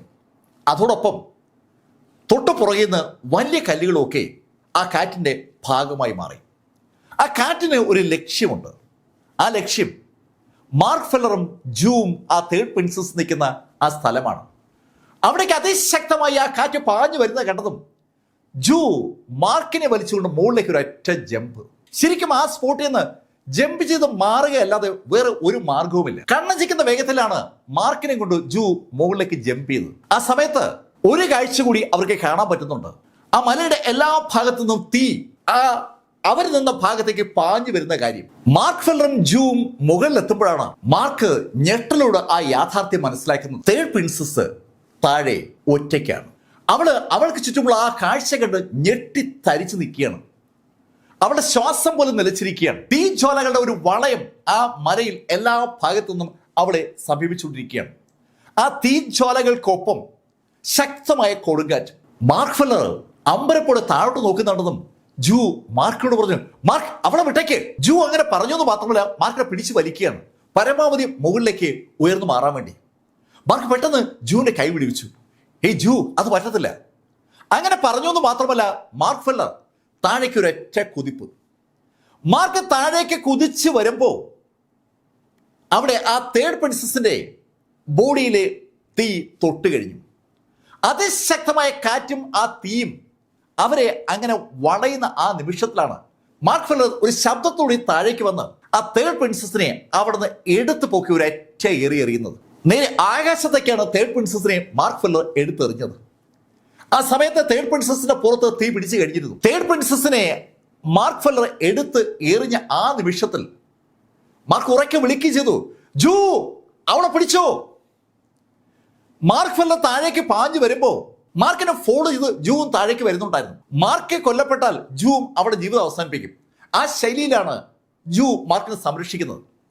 മാർക്കിനെ രക്ഷിക്കാൻ വേണ്ടി അതിവേഗം ജൂ താഴേക്ക് പാഞ്ഞു വരുമ്പോഴാണ് ജൂവിന്റെ അടുത്തേക്ക് മാർക്ക് ആ തേർഡ് പ്രിൻസസിനെ എടുത്തെറിയുന്നത്. തേർഡ് പ്രിൻസസിനെ പെട്ടെന്ന് ജൂ അങ്ങ് പിടിച്ചു. തേർഡ് പ്രിൻസസിന്റെ പുറത്ത് ആ സമയത്ത് തീ പിടിച്ചിട്ടുണ്ടായിരുന്നു. ജൂ പെട്ടെന്ന് ആ തീ അണച്ചപ്പോ തേർഡ് പ്രിൻസസ് ജൂനെ കെട്ടിപ്പിടിക്കുകയാണ്. ജൂനെ ആ തേർഡ് പ്രിൻസസ് കെട്ടിപ്പിടിച്ചത് ജൂനെ ഒട്ടും ഇഷ്ടപ്പെട്ടില്ല. പക്ഷെ ആ സമയത്ത് ജൂവിന്റെ ശ്രദ്ധ അതിൽ നിന്നുമല്ല. ജൂ താഴേക്ക് നോക്കിയാണ്. താഴെ മാർക്ക് ഫെല്ലറെ ആ തീ അങ്ങ് വിഴുങ്ങി. ജൂവിന് ഒന്നും ചെയ്യാൻ കഴിയുമ്പോ ആ തീ മാർക്കിനെ പൂർണ്ണമായും വിഴുങ്ങി. ജൂ ശരിക്കും സ്തംഭിച്ച് ആ വായുവിൽ അങ്ങനെ താഴേക്ക് അങ്ങനെ നോക്കി നിൽക്കുമ്പോൾ പതുക്കെ പതുക്കെ ആ തീയും കാറ്റും അങ്ങ് അവസാനിച്ചു. തീയും കാറ്റും അവസാനിച്ച ആ നിമിഷത്തിൽ ജൂ രസകരമായ ഒരു കാഴ്ച കണ്ടു. മാർക്ക് ഫെല്ലർ അവിടെ തന്നെ ഉണ്ട്.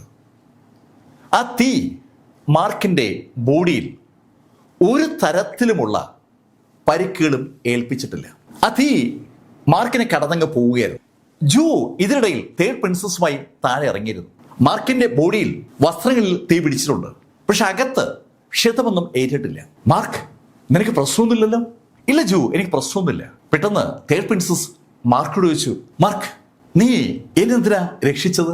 അതിന് മറുപടി പറയാതെ തേർഡ് പ്രിൻസസിനോട് മാർക്ക് പറഞ്ഞു, നിനക്ക് വേറെ കുഴപ്പമൊന്നുമില്ലല്ലോ? ഇല്ല, എനിക്ക് കുഴപ്പമൊന്നുമില്ല. ഞാൻ ചോദിച്ചൊരു ഉത്തരം പറ, എന്നെന്തിനാ രക്ഷിച്ചത്? അവള് സകലരെയും ഗുരുതരമായി പരിക്കേൽപ്പിക്കുന്ന ആളാണ്. പക്ഷെ അവളെ എന്നിട്ടും ഇതാ ഒരാള് രക്ഷിച്ചിരിക്കുന്നു. അവളുടെ വിശ്വാസങ്ങളിൽ ഒരു ക്ഷതം ദാ ഇവിടെ ഉണ്ടാവുകയാണ്. അവളുടെ ഇതുവരെയുള്ള വിശ്വാസത്തെ മാർക്കിന്റെ ആ ഇടപെടൽ തകർത്തു എന്ന് തന്നെ പറയാം. മാർക്ക് തേർഡ് പ്രിൻസസിനോട് പറഞ്ഞു, നിന്നെ ബ്ലാക്ക് കുടുംബത്തിൽ തിരിച്ചെത്തിക്കാമെന്ന് ഞാനാണ് വാക്ക് കൊടുത്തത്. എനിക്ക് ആ വാക്ക് പാലിച്ചേ പറ്റും. ഷീ കുടുംബത്തിന്റെ ആ തേർഡ് എൽഡറോട് മാർക്ക് പറഞ്ഞിരുന്നു തേർഡ് പ്രിൻസസിന് ഒന്നും സംഭവിക്കാതെ മാർക്ക് നോക്കിക്കൊള്ളാമെന്ന്. അത് പാലിക്കാൻ മാർക്ക് ബാധ്യസ്ഥനാണ്. പക്ഷെ തേർഡ് പ്രിൻസസിന് അറിയാം അതൊക്കെ വെറും വാക്കുകളാണ്.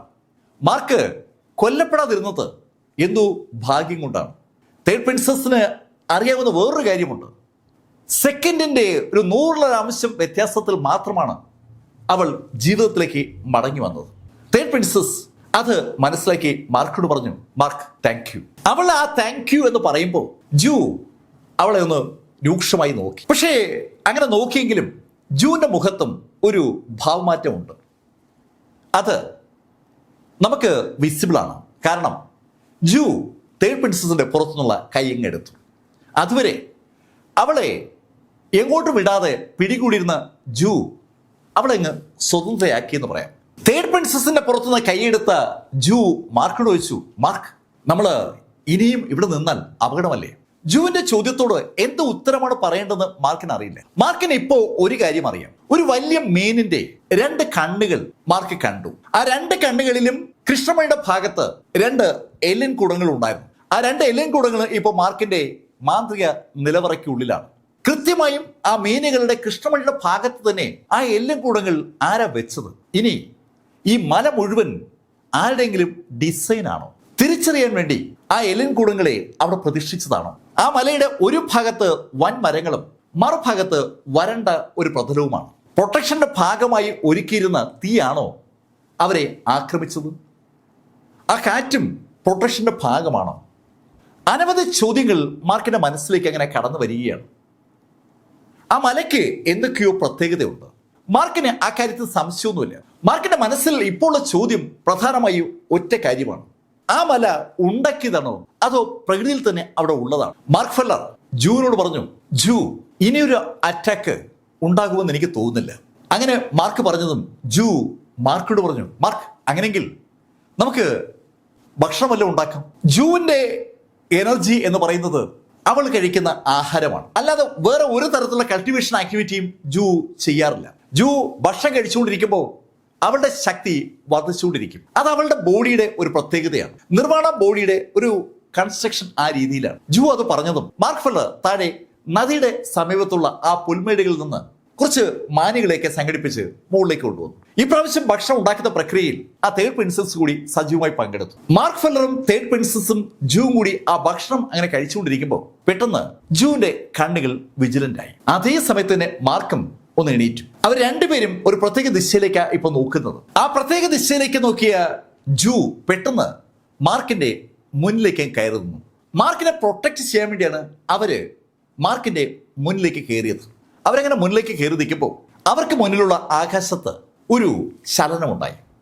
ആ ശുദ്ധ ശൂന്യതയിൽ ആകാശത്ത് പെട്ടെന്ന് ഒരു വാതിൽ തുറക്കപ്പെട്ടു. ആ വാതിലിൽ നിന്ന് അനവധി ആളുകൾ പുറത്തേക്ക് ഇറങ്ങി. ഏറ്റവും അവസാനം ഇറങ്ങിയത് സാക്ഷാൽ ഗുയാൻ ബ്ലാക്ക് ആണ്. ഗുയാൻ ബ്ലാക്ക് ഇറങ്ങി പുറത്ത് നിൽക്കുമ്പോൾ അതൊരു വല്ലാത്ത കാഴ്ച തന്നെയാണ്. മാർക്ക് ഫെല്ലറെയും ജൂവിനെയും തേർഡ് പ്രിൻസസിനെയും ഗുയാൻ ബ്ലാക്ക് നോക്കിയതും ജൂ തേർഡ് പ്രിൻസസിനെ തന്റെ കയ്യിലേക്ക് ചേർത്ത് പിടിച്ചു. ജൂവിന്റെ കൈ ഇപ്പോൾ തേർഡ് പ്രിൻസസിന്റെ കഴുത്തിലാണ്. ജൂവിനെയും മാർക്ക് ഫെല്ലറെയും തേർഡ് പ്രിൻസസിനെയും ഒന്ന് സൂക്ഷിച്ചു നോക്കിയ ഗുയാൻ ബ്ലാക്കിനോടായി മാർക്ക് ഫെല്ലർ പറഞ്ഞു, സീനിയർ, ക്ഷമിക്കണം, ഞങ്ങൾക്ക് വേറെ ഒരു മാർഗവും ഉണ്ടായിരുന്നില്ല. അതുകൊണ്ടാണ് ഞങ്ങൾ തേർഡ് പ്രിൻസസിനെ കൂടെ കൂട്ടിയത്. ഏയ് മാർക്ക് ഫെല്ലർ, നീ ചെയ്യാൻ പാടില്ലാത്ത കാര്യമാണ് ചെയ്തത്. അങ്ങനെ ഗുയാൻ ബ്ലാക്ക് മുഴങ്ങുന്ന ശബ്ദത്തിൽ പറഞ്ഞതും മാർക്ക് ഗുയാൻ ബ്ലാക്കിനോട് പറഞ്ഞു, ക്ഷമിക്കണം, ഞാൻ പറഞ്ഞല്ലോ ഞങ്ങൾക്ക് വേറെ മാർഗം ഉണ്ടായിരുന്നില്ല. മാർക്ക്, ഇപ്പോൾ നീ അങ്ങനെ പറഞ്ഞതുകൊണ്ട് പ്രത്യേകിച്ച് ഫലമൊന്നുമില്ല. നീ ആദ്യം തേർഡ് പ്രിൻസസിനെ വിട്. അത് കേട്ടതും ജൂ തേർഡ് പ്രിൻസസിന്റെ പുറത്ത് കൈയൊന്നമർത്തി. ഏയ്, നിങ്ങളെന്താ ഞങ്ങളെ ഭീഷണിപ്പെടുത്തുകയാണോ? നിന്റെ തേർഡ് പ്രിൻസസ് എൻ്റെ കയ്യിലാണ്. ഞാനൊന്ന് വിരലുകൾ അമർത്തിയാൽ ആ നിമിഷം നിന്റെ തേർഡ് പ്രിൻസസ് തീരും. അങ്ങനെ ജൂ പറഞ്ഞതും ജൂ തെറിച്ചതും ഒരേ നിമിഷത്തിലാണ്. ശരിക്കും ആരെങ്കിലും എന്തെങ്കിലും ആക്ഷൻ എടുത്തു എന്ന് ചോദിച്ചാൽ ആരും എടുത്തില്ല. പക്ഷേ ജൂ തേർഡ് പ്രിൻസസിന്റെ അടുത്തുനിന്ന് ഒത്തിരി പുറകോട്ട് തെറിച്ചു. ജൂ പറന്നു പോവുകയായിരുന്നു. ആ ഗുയാൻ ബ്ലാക്ക് ഇതിനിടയിൽ അയാളുടെ കൈ ജസ്റ്റ് ഒന്ന് അനക്കിയതേ ഉള്ളൂ. ആ കയ്യിൽ നിന്ന് ഒരു കാറ്റ് ആർക്കും കാണാൻ പറ്റാത്ത ശൈലിയിൽ ജൂവിന്റെ പുറത്തുനിന്ന് ഇടിക്കുകയായിരുന്നു. ഇടിയേറ്റ് ജൂ അങ്ങ് തെറിച്ച ആ നിമിഷത്തിൽ ഗുയാൻ ബ്ലാക്കിന്റെ ഇടത് കൈ ഒന്ന് അനങ്ങി. ആ നിമിഷത്തിൽ തേർഡ് പ്രിൻസസ് അവരുടെ കയ്യിലെത്തുകയും ചെയ്തു. ഇതൊക്കെ കണ്ണടച്ച് തുറക്കുമ്പോൾ അങ്ങ് സംഭവിച്ചു. ഇപ്പോ മാർക്ക് ഫെല്ലർ മാത്രം അവിടെ നിൽക്കുകയാണ്. ഒത്തിരി ദൂരേക്കാണ് ജൂ തെറിച്ചു വീണത്. സംഭവം മനസ്സിലായതും മാർക്ക് ജൂവിന് നേരെ ഓടി. മാർക്ക് ഓടി ജൂവിനടുത്ത് എത്തുമ്പോഴേക്കും ജൂ ചാടി എണീറ്റ് കഴിഞ്ഞു. ചാടി എണീറ്റ് ജൂ അവളുടെ മാന്ത്രിക നിലവറയിൽ നിന്ന് ആ ശവറുകോരി വലിച്ചെടുത്തു. ആ ഗോൾഡൻ നിറത്തുള്ള റേക്കെടുത്ത ജൂ അതുമായി ഒരൊറ്റ കുതിപ്പ്. ജൂ മുന്നോട്ട് കുതിക്കുമ്പോൾ അവളുടെ ദേഹം മുഴുവൻ ആ പർപ്പിൾ പ്രകാശം എത്തിക്കഴിഞ്ഞു. മുന്നോട്ട് കുതിക്കുന്ന ജൂവിനോടായി മാർക്ക് പറഞ്ഞു, ഏയ് ജൂ, വേണ്ട വേണ്ട. പക്ഷെ മാർക്കിന് ജൂവിനെ തൊടാൻ കഴിയുമ്പോൾ ജൂ മാർക്കിനെ കവർ ചെയ്ത് ആ ബ്ലാക്ക് കുടുംബത്തിലെ ആളുകളുടെ നേരെ കുതിച്ചു കഴിഞ്ഞിരുന്നു. തങ്ങളുടെ നേരെ പാഞ്ഞു വരുന്ന ജൂവിനെ അവരെല്ലാവരും കാണുന്നുണ്ട്. പക്ഷെ ആരും അനങ്ങുന്നില്ല. അവിടെ ഏറ്റവും മുന്നിൽ നിൽക്കുന്ന സാക്ഷാൽ ഗുയാൻ ബ്ലാക്ക് രണ്ട് കൈയും പെട്ടെന്ന് പുറകിലേക്കും കെട്ടി. ജൂവിന്റെ മുന്നോട്ടുള്ള വരവ് വളരെ കൗതുകത്തോടെ അയാളെ നോക്കുമ്പോൾ ജൂ അയാളുടെ അടുത്തെത്തുകയും ആ സുവർണ്ണ നിറത്തുള്ള ആ ശവർ കോരിയെടുത്ത് ഒരൊറ്റയാടി. ജൂ അതിശക്തമായിട്ടാണ് ആ ശവർ കോരി കൊണ്ട് ഗുയാൻ ബ്ലാക്കിനെ അടിക്കുന്നത്. ഗുയാൻ ബ്ലാക്കിനെ അടിച്ച ജൂ ആ അടി ഗുയാൻ ബ്ലാക്കിന്റെ പുറത്ത് കൊള്ളുന്നതിന് തൊട്ട് മുന്നേ അങ്ങ് തെറിച്ചു. ജൂനെ അക്ഷരാർത്ഥത്തിൽ എടുത്ത് എറിയുകയായിരുന്നു. ജൂ അവിടുന്ന് അങ്ങനെ പറന്നു പോകുമ്പോൾ മാർക്കിന്റെ കണ്ണിൽ ഒരു അവിശ്വസനീയമായ കാഴ്ച കണ്ട ഭാവമാണ്.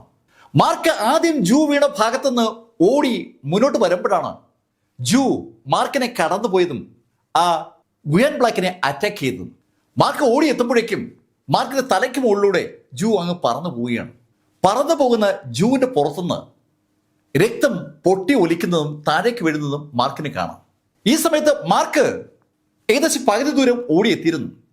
പെട്ടെന്ന് മാർക്ക് തിരിഞ്ഞ് ജൂ തെറിച്ചു വീണ ഭാഗത്തേക്ക് ഓടിയെത്തി.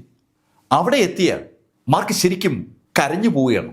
ജൂവിന്റെ പുറത്ത് വൻതോതിൽ മുറിവുകൾ ഉണ്ടായിരിക്കുകയാണ്. ജൂവിനെ ആ ഗുയാൻ ബ്ലാക്ക് കൊന്നില്ല എന്നേ ഉള്ളൂ. മാർക്ക് ജൂവിനെ എടുത്ത് ഒന്ന് നിവർത്തി കിടത്തിയിട്ട് മാർക്ക് ആ ഗുയാൻ ബ്ലാക്കിനെ നോക്കി. ഏയ്, നിങ്ങൾ ആരെ ആക്രമിച്ചെന്നറിയാവോ? അത് കേട്ടതും ഗുയാൻ ബ്ലാക്ക് മാർക്കിനോട് പറഞ്ഞു, എനിക്കറിയാം ജൂ ഡീൻലിയുടെ ശിഷ്യയാണ്. പക്ഷെ ഡീൻലി എന്നെ ഇതിൽ വഴക്ക് പറയില്ല. കാരണം ഞാനല്ല ജൂനെ ആക്രമിച്ചത്, അവര് എന്നെയാണ് ആക്രമിച്ചത്.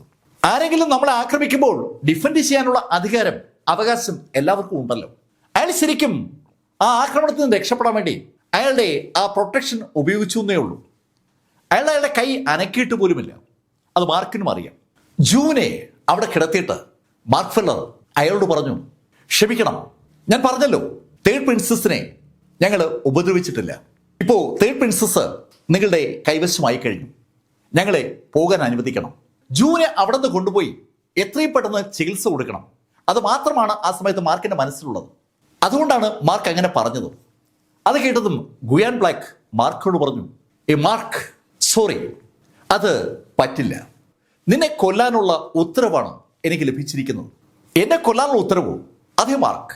ബ്ലാക്ക് കുടുംബത്തിന്റെ അധിപൻ എന്നോട് ആവശ്യപ്പെട്ടത് നിന്നെ അവസാനിപ്പിക്കാനാണ്. ബ്ലാക്ക് കുടുംബത്തിലെ എമിലി ബ്ലാക്കിനെ പ്രണയിക്കുന്ന സാക്ഷാൽ മാർക്ക് ഫെല്ലറെ ഇതാ ആ കുടുംബത്തിന്റെ നാഥൻ തന്നെ അവസാനിപ്പിക്കാനുള്ള ഉത്തരവ് നൽകിയിരിക്കുകയാണ്. അയാൾ ആ കാര്യം വ്യക്തമാക്കിയതും മാർക്ക് ജൂവിന്റെ അടുത്തുനിന്ന് എണീറ്റ് അയാൾക്ക് നേരെ നടന്നു. നിങ്ങൾ എന്നെ കൊല്ലുമെന്ന് പറഞ്ഞ കാര്യം ഞാൻ വിശ്വസിക്കുന്നു, പക്ഷേ കൊല്ലപ്പെടാൻ വേണ്ടി നിന്നു തരാൻ എനിക്ക് പറ്റില്ല. അങ്ങനെ പറഞ്ഞ മാർക്ക് ഫെല്ലറുടെ ബോഡിക്ക് ചുറ്റുമായി ആ സുവർണ പ്രകാശം പതുക്കെ വ്യാപിച്ചു തുടങ്ങി. അതിശക്തമായ ഒരു ഓറ മാർക്കിന് ചുറ്റും അങ്ങനെ ഉണ്ടായി വരുമ്പോൾ കൗതുകത്തോടെ മാർക്കിനെ തന്നെ അങ്ങനെ നോക്കി നിൽക്കുകയാണ് ഗുയാൻ ബ്ലാക്ക്. മാർക്കിന്റെ ബോഡിക്ക് ചുറ്റുമായി ആ ഓറ റിലീസ് ചെയ്യപ്പെട്ടതും ഗുയാൻ ബ്ലാക്ക് ചിരിച്ചുകൊണ്ട് മാർക്കിനോട് പറഞ്ഞു, മാർക്ക്, നീ ഒരു മിഡിൽ ലെവൽ റിവേഷൻ ഓൾ സ്റ്റേജുകാരനാണ്. നിനക്ക് എന്റെ മുന്നിൽ പിടിച്ചു നിൽക്കാൻ കഴിയില്ല എന്ന കാര്യം നീ മറക്കരുത്. അങ്ങനെ അയാൾ പറഞ്ഞതും മാർക്ക് ഫെല്ലർ ആ നിമിഷത്തിൽ 6th level battle formula activate ചെയ്തു. മാർക്ക് ആദ്യമായിട്ടാണ് 6th level battle formula activate ചെയ്യുന്നത്. മാർക്ക് കഴിഞ്ഞ കുറേ നാളുകളായി ആ 6th ലെവൽ പഠിച്ചുകൊണ്ടിരിക്കുകയാണ്. Mark 6th level battle formula activate ചെയ്തതും മാർക്കിന്റെ ആ ഊർജം പെട്ടെന്ന് അങ്ങ് വളർന്നു. ശരിക്കും കണ്ണഞ്ചിക്കുന്ന വേഗതയിൽ മാർക്കിന്റെ ചുറ്റുമുള്ള ആ ഓറ ശക്തമാകുമ്പോൾ അതിശക്തമായൊരു പ്രഷർ മുന്നിൽ നിൽക്കുന്ന ആ ബ്ലാക്ക് കുടുംബത്തിലെ യോദ്ധാക്കളുടെ മുകളിൽ അനുഭവപ്പെട്ടു തുടങ്ങി. ആ യോദ്ധാക്കൾ പെട്ടെന്ന് പുറകോട്ട് മാറി. പുറകോട്ട് മാറാത്തത് ഒരേ ഒരാളാണ്, അത് സാക്ഷാൽ ഗുയാൻ ബ്ലാക്കാണ്. ഗുയാൻ ബ്ലാക്കിന്റെ കണ്ണുകളിൽ അവിശ്വസനീയമായ എന്തോ കണ്ടതുപോലെ ഒരു ഫീൽ. അയാൾ കൗതുകത്തോടെ മാർക്കിനെ നോക്കി.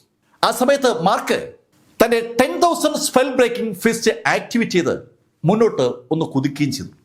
Attack is the best defence. അതാണ് മാർക്കിന്റെ ഫിലോസഫി. മുന്നോട്ട് കുതിച്ച മാർക്ക് ആകാശത്തേക്ക് ചാടി ഉയർന്ന് ആ 10,000 സ്പെൽ ബ്രേക്കിംഗ് ഫിസ്റ്റ് എന്നുള്ള ആ ആക്ഷൻ ആ ഗുയാൻ ബ്ലാക്ക് നേരെ തൊടുത്തു. ആകാശത്തുനിന്ന് അതിവേഗതയിൽ തനിക്ക് നേരെ ആ പഞ്ച് പാഞ്ഞു വരുമ്പോൾ ഗുയാൻ ബ്ലാക്ക് അയാളുടെ കൈ ഒന്ന് ഉയർത്തി. അയാൾ വളരെ കാഷ്വലായി ആ കൈ ഒന്ന് ഉയർത്തിയതും ശക്തമായ ഒരു ഫോഴ്സ്, ഒരു കാറ്റ് മാർക്കിന്റെ ആ പഞ്ചുമായി ഒന്ന് ഏറ്റുമുട്ടി. രണ്ട് എനർജികൾ തമ്മിൽ ഒന്ന് ഉരസി എന്ന് പറയാം. മാർക്ക് 6th ലെവൽ ബാറ്റിൽ വേർഡ് ഫോർമുലയിലാണ്. മാർക്കിന്റെ പവർ ശരിക്കും ഒരു സെമി സെയിന്റിന്റെ അടുത്തേക്ക് ഉയർത്തപ്പെട്ടിരിക്കുന്ന ആ നിമിഷത്തിലാണ് സെമി സെയിന്റായ ആ ഗുയാൻ ബ്ലാക്കിന്റെ വളരെ കാഷ്വലായി സൃഷ്ടിക്കപ്പെട്ട ആ പവർ ഏറ്റുമുട്ടുന്നത്. ആ പഞ്ചിനെ, ആ പവർ ശരിക്കും ന്യൂട്രലൈസ് ചെയ്തു. മാർക്ക് ഏതാനും അടി പുറകോട്ട് തെറിക്കുകയും ചെയ്തു. വീണില്ല, മാർക്ക് സ്റ്റെബിലൈസ് ചെയ്തു. മാർക്കിന് ഇപ്പോ മറുഭാഗത്ത് നിൽക്കുന്ന ആളിന്റെ പവർ കൃത്യമായി മനസ്സിലായി. തന്റെ കപ്പാസിറ്റിയിൽ ഒതുങ്ങുന്ന ആളല്ല മറുഭാഗത്ത് നിൽക്കുന്നത്. മാർക്ക് നേരത്തെ സ്കൈ സിറ്റിക്ക് പുറത്തു വെച്ച് ഒരു സെമി സെന്റിനെ കൊന്നിരുന്നു. ആ നിമിഷത്തിൽ മാർക്കിന്റെ ബോഡിയിലേക്ക് മാർക്കിൻ്റെതല്ലാത്ത ഒരു ഊർജം ഇരച്ചു കയറിയിരുന്നു. മാർക്കിന്റെ ബോഡിയിൽ അതിനു മുമ്പ് അതുപോലെ ഒരു കാര്യം സംഭവിക്കുന്നത് പൈറോയിൽ വെച്ചാണ്. അന്ന് പൈറോയിൽ ആ ജിങ്ദു മാർഷൽ ആർട്സ് അസോസിയേഷന് മുന്നിൽ വെച്ച് ആ ഗൂഷിങ് എമിലി ബ്ലാക്കിന്റെ രക്തം പരസ്യമായി ഊറ്റിയെടുത്ത ആ നിമിഷത്തിലാണ് മാർക്കിന്റെ ബോഡിയിൽ ആ ശൈലിയിൽ ഊർജം ഇരച്ചു കയറിയത്. ശരിക്കും അന്ന് മാർക്കിനെ എതിർത്ത ആളുകളൊക്കെ കൊല്ലപ്പെടുകയായിരുന്നു. അത് തന്നെയാണ് സ്കൈ സിറ്റിക്ക് പുറത്തു വെച്ച് സംഭവിച്ചത്. മാർക്ക് മരണത്തിനെ മുഖാമുഖം കണ്ട സമയത്ത് മാർക്കിന്റെ ബോഡിക്കുള്ളിൽ ഒരു ഊർജം ഇങ്ങനെ ഇരച്ചു കയറി. ആ ഊർജമാണ് ആ സെമിസെന്റിനെ കൊല്ലുന്നതിന് മാർക്കിനെ സഹായിച്ചത്. അതുപോലെ ഇവിടെ ഒരു ഊർജം ഇരച്ചു കയറിയാലേ മാർക്കിന് ഈ ഗുയാൻ ബ്ലാക്കിനെ നേരിടാൻ പറ്റും. മാർക്കിന് പോലും അറിയില്ല എങ്ങനെയാണ് അത് സംഭവിച്ചതെന്ന്. മാർക്കിന്റെ ജീവിതത്തിൽ ആകെ രണ്ടേ തവണയെ അത് സംഭവിച്ചിട്ടുള്ളൂ. ഒന്ന് ആ എമിലി ബ്ലാക്കിന്റെ രക്തം ഊറ്റുന്ന സമയത്ത്, മറ്റൊന്ന് വെണ്ട കൊല്ലപ്പെട്ട ആ നിമിഷം. ആ രണ്ട് സമയത്തും മാർക്ക് ദേഷ്യം കൊണ്ട് ജ്വലിക്കുകയായിരുന്നു. ദേഷ്യം അതിന്റെ പരമോന്നതയിൽ എത്തുമ്പോഴാണ് മാർക്കിൽ അങ്ങനെ ഒരു മാറ്റം ഉണ്ടാകുന്നത്. അത് മാത്രമാണ് മാർക്കിന് ഇപ്പം അറിയാവുന്ന കാര്യം. മാർക്ക് അതിനെക്കുറിച്ച് അങ്ങനെ ആലോചിക്കുമ്പോൾ ഗുയാൻ ബ്ലാക്ക് മാർക്കിനോട് പറഞ്ഞു, മാർക്ക് ഇനി എൻ്റെ ചാൻസ്. അങ്ങനെ പറഞ്ഞിട്ട് അയാളുടെ കൈ ഒന്ന് അനക്കിയതും മാർക്കിന്റെ തൊട്ടു മുന്നിലായി ഒരാൾ പ്രത്യക്ഷപ്പെട്ടു. മാർക്കിന്റെ തൊട്ടു മുന്നിൽ മാർക്കിനെ മറഞ്ഞാണ് അയാൾ വന്ന് നിന്നത്. അയാൾ അവിടെ എത്തിയത് കണ്ടതും ഗുയാൻ ബ്ലാക്ക് ഒന്ന് ചിരിച്ചു. ഹേയ് പെനാൻ ബ്ലാക്ക്, നീ എന്തേ രംഗത്ത് വരാത്തതെന്ന് ഞാൻ ആലോചിക്കുകയായിരുന്നു. അങ്കിൾ യാൻ എന്ന് മാർക്കും എമിലിയും വിളിക്കുന്ന അങ്കിൾ യാനാണ് അവിടെ എത്തിയിരിക്കുന്നത്. അങ്കിൾ യാൻ അവിടെ ആ ഇരുട്ടത്ത് മറഞ്ഞു നിൽക്കുന്നത് ശരിക്കും ഗുയാൻ ബ്ലാക്ക് നേരത്തെ കണ്ടിരുന്നു. മാർക്കിന്റെ മുന്നിലേക്ക് കയറി നിന്ന അങ്കിൾ യാൻ മാർക്കിനോട് പറഞ്ഞു, മാർക്ക് നീ പുറകോട്ട് മാറ്. വിശ്വസിക്കാനാവാത്ത ഒരു കാഴ്ചയാണ് ഇപ്പൊ മാർക്ക് കാണുന്നത്. പക്ഷെ മാർക്കിന് കാര്യം മനസ്സിലായി. മാർക്ക് അതിവേഗം ഓടി ജൂവിന്റെ അടുത്തെത്തിയ മാർക്ക് മുന്നിൽ നടക്കുന്ന കാഴ്ച എന്താണെന്ന് അറിയാൻ വേണ്ടി അങ്ങോട്ട് നോക്കുമ്പോൾ ഗുയാൻ ബ്ലാക്ക് തന്റെ മുന്നിൽ നിൽക്കുന്ന അങ്കിൾ യാനോട് പറഞ്ഞു, എഹേ പെനിയാൻ, നീ എന്താ ബ്ലാക്ക് കുടുംബത്തിന്റെ തീരുമാനത്തിന് എതിരായി നിൽക്കാൻ പോവുകയാണ്? ഗുയാൻ, എനിക്ക് ഉത്തരവ് നൽകിയത് സെയിന്റസ് ആണ്. സെയിന്റസിന്റെ ഉത്തരവ് എനിക്ക് പാലിച്ചേ പറ്റൂ. പെനിയാൻ, നീ എതിർക്കുന്നത് സാക്ഷാൽ ഫാമിലി ഹെഡിന്റെ ഉത്തരവിനെയാണ്. ഗുയാൻ, ഞാൻ പറഞ്ഞല്ലോ സെയിന്റസിന്റെ ഉത്തരവ് പ്രകാരമാണ് ഞാനിവിടെ എത്തിയിരിക്കുന്നത്. പെനിയാൻ, ഫാമിലി ഹെഡിന്റെ ഉത്തരവിനെ ഒരു കാരണവശാലും എനിക്ക് അവഗണിക്കാൻ പറ്റില്ല. അതിന് മറുപടിയായി അങ്കിൾ യാൻ പറഞ്ഞു, ഗുയാൻ, എനിക്കും അതാണ് പറയാനുള്ളത്. സെയിന്റസിന്റെ ഉത്തരവിനെ എനിക്കും അവഗണിക്കാൻ പറ്റില്ല. രണ്ടുപേരും മുഖാമുഖം അങ്ങനെ നിന്നതും തേർഡ് പ്രിൻസസ് ഓടി വന്ന് ആ ഗുയാൻ ബ്ലാക്കിന്റെ മുന്നിൽ മുട്ടുകുത്തി കയ്യിൽ കുപ്പി ഗുയാനോട് പറഞ്ഞു, അങ്കിൾ, ഞാൻ പറയുന്നത് കേൾക്കണം. അങ്കിൾ, മാർക്കിനെ വെറുതെ വിടണം. ശരിക്കും ബ്ലാക്ക് കുടുംബത്തിലെ ആ മുഴുവൻ ആളുകളും ആ വാക്കുകൾ കേട്ട് ഞെട്ടിപ്പോവുകയാണ്. അങ്കിൾ യാൻ പോലും ഞെട്ടി. എല്ലാവർക്കും തേർഡ് പ്രിൻസസിനെ അറിയാം, അവളുടെ സ്വഭാവം അറിയാം. ആളുകളെ ക്രൂരമായി വേദനിപ്പിക്കുന്നതിൽ ഒരു വല്ലാത്ത ആനന്ദം കണ്ടെത്തുന്ന വ്യക്തിയാണ് തേർഡ് പ്രിൻസസ്. ആ തേർഡ് പ്രിൻസസ് ഇതാ മാർക്ക് ഫെല്ലർക്ക് വേണ്ടി സാക്ഷാൽ ഗുയാൻ ബ്ലാക്കിനോട് അപേക്ഷിക്കുകയാണ്. അമ്പരന്ന് പോയ ഗുയാൻ തേർഡ് പ്രിൻസസിനോട് ചോദിച്ചു, തേർഡ് പ്രിൻസസ്, അങ്ങ് എന്താ പറയുന്നത്? അങ്കിൾ, ഞാൻ പറയുന്നത് കേൾക്ക്. മാർക്കിനെ വെറുതെ വിട്. തേർഡ് പ്രിൻസസ്, നിന്റെ അച്ഛൻ എന്നോട് പറഞ്ഞത് മാർക്കിനെ അവസാനിപ്പിക്കാനാണ്. അങ്കിൾ, അച്ഛനോട് ഞാൻ സംസാരിച്ചോളാം. മാർക്കിനെ വെറുതെ വിട്. തേർഡ് പ്രിൻസസ്, ആ മാർക്ക് നിന്നെ ഉപദ്രവിച്ചില്ലേ?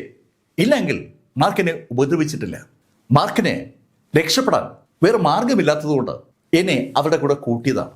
നമ്മളാണെങ്കിലും അങ്ങനെയല്ലേ ചെയ്യൂ എന്ന് പറഞ്ഞ തേർഡ് പ്രിൻസസ് ശരിക്കും അമ്പരപ്പിക്കുന്ന ഒരു സ്റ്റേറ്റ്മെന്റ് കൂടി നടത്തി. അങ്കിൾ അത് ചെയ്യുന്നില്ലെങ്കിൽ ഞാൻ അങ്കിളിനൊപ്പം വരില്ല. ശരിക്കും ഗുയാൻ ബ്ലാക്ക് ഒരു പ്രതിസന്ധിയിൽ പെട്ടിരിക്കുകയാണ്. അയാൾക്ക് മാർക്കിനെ അവസാനിപ്പിക്കാനുള്ള ഉത്തരവ് കൊടുത്തിരിക്കുന്നത് തേർഡ് പ്രിൻസസിന്റെ പിതാവാണ്. പിടിവാശിയിൽ തേർഡ് പ്രിൻസസിനെ മറികടക്കാൻ ഈ പ്രപഞ്ചത്തിൽ ഒരാൾക്കും പറ്റില്ല. അവളൊരു കാര്യം തീരുമാനിച്ചാൽ അതും കൊണ്ടേ അവൾ പോകത്തുള്ളൂ.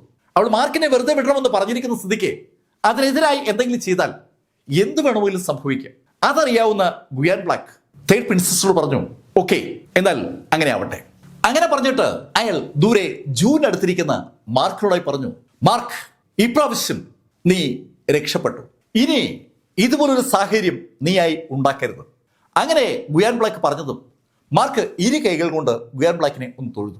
ഗുയാൻ ബ്ലാക്ക് ഉടൻ തന്നെ തേർഡ് പ്രിൻസസും സംഘാംഗങ്ങളുമായി അവിടെ നിന്ന് അങ്ങ് മറയുകയും ചെയ്തു. ഈ സമയത്ത് മാർക്കിന് നേരെ നോക്കിയ അങ്കിൾ യാൻ അമ്പരപ്പോടെ മാർക്കിനോട് ചോദിച്ചു, മാർക്ക്, തേർഡ് പ്രിൻസസിനെ നീ എങ്ങനെയാ ഈ ശൈലിയിലേക്ക് മാറ്റിയത്? അങ്കിൾ യാനിന് വിശ്വസിക്കാൻ പറ്റാത്ത ഒരു കാര്യമാണ് കഴിഞ്ഞ ഏതാനും മിനിറ്റുകളിൽ അയാൾ കണ്ടത്. തേർഡ് പ്രിൻസസ് ഇന്ന് വരെ ഒരാൾക്ക് വേണ്ടിയും റെക്കമെൻഡ് ചെയ്യുന്നത് അയാൾ കണ്ടിട്ടേയില്ല. മാർക്ക് അങ്കിൾ യാനോട് പറഞ്ഞു, അങ്കിൾ, ശരിക്കും എനിക്കും അറിയില്ല. ഓക്കെ മാർക്ക്, നീ ആ ജൂനെ വേഗം ചികിത്സിക്കാൻ നോക്ക്. ഗുയാൻ ബ്ലാക്കിന്റെ ആ പവർഫുൾ ഡിഫൻസിൽ തട്ടി ജൂ തെറിക്കുന്നത് അങ്കിൾ യാനും കണ്ടതാണ്. അങ്കിൾ യാൻ അങ്ങനെ പറഞ്ഞിട്ട് അവിടെ നിന്ന് അപ്രത്യക്ഷമായതും മാർക്ക് ഫെല്ലർ ചുറ്റും ഒന്ന് നോക്കി തുടങ്ങി. എങ്ങോട്ട് പോകണം? ജൂനെ തണ്ടർ കോർട്ട്യാർഡിലേക്ക് കൊണ്ടുപോയാൽ ജൂവിന്റെ ചികിത്സ എളുപ്പം നടക്കും. പക്ഷെ തണ്ടർ കോർട്ട്യാർഡിലേക്ക് അവിടെ നിന്ന് ഒരുപാട് ദൂരമുണ്ട്. സമീപത്തുള്ള ഏതെങ്കിലും ഒരു ചെറു പട്ടണത്തിലേക്ക് കൊണ്ടുപോകാം, അതായിരിക്കും എളുപ്പം. അങ്ങനെ ഒരു ധാരണ മാർക്കിന്റെ മനസ്സിൽ വന്നതും മാർക്ക് ജൂവിനെ എടുത്ത് തോളി കിടത്തിയിട്ട് സാവധാനം ആ മലയിൽ നിന്ന് താഴേക്ക് ഇറങ്ങി തുടങ്ങി. ജൂവുമായി മലയുടെ താഴെ എത്തിയ മാർക്ക് ജൂവിന്റെ ബോഡിയിലേക്ക് തന്റെ സ്പിരിച്വൽ എനർജി കയറ്റാൻ ഒരു ശ്രമം നടത്തി. പക്ഷെ അതങ്ങോട്ട് ശരിയാകുന്നില്ല. ആ മലയ്ക്ക് സമീപത്തുള്ള ഒരു ചെറു പട്ടണത്തിൽ മാർക്ക് എത്തി. അവിടെ ഒരു മുറി വാടകയ്ക്കെടുത്ത മാർക്ക് ജൂവിനെ അവിടെ കിടത്തിയിട്ട് ജൂവിന് കൊടുക്കാനായി മരുന്നുകൾ ഉണ്ടാക്കി തുടങ്ങി. ഒരുപാട് പിൽസിന്റെ ശേഖരം മാർക്കിന്റെ മനസ്സിലുണ്ട്. മാർക്ക് മരുന്നുകളൊക്കെ ഉണ്ടാക്കി ജൂവിന് കൊടുത്തു തുടങ്ങി.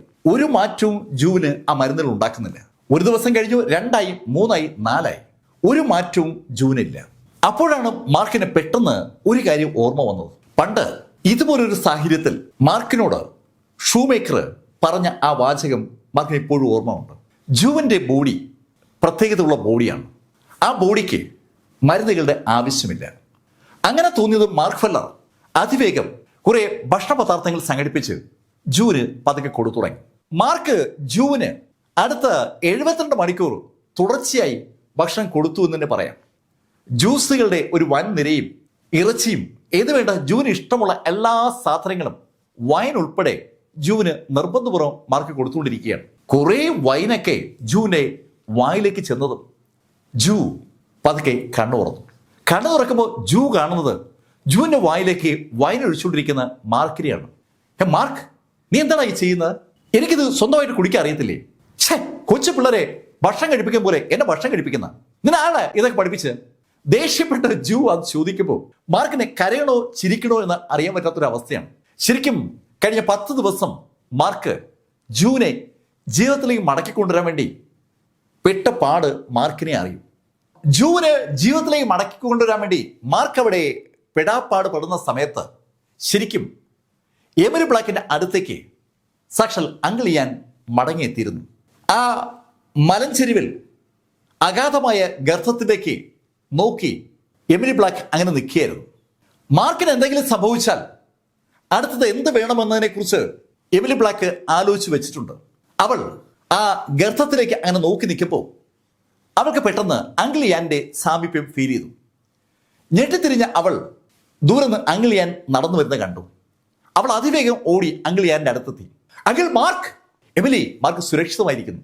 അത് കേട്ടപ്പോൾ അവളുടെ ഹൃദയത്തിലുണ്ടായിരുന്ന ആ ഭാരം പെട്ടെന്നങ്ങ് ഒഴിഞ്ഞു. ശരിക്കും വല്ലാത്തൊരു ആശ്വാസം എമിലി ബ്ലാക്കിനെ ഫീൽ ചെയ്യാൻ.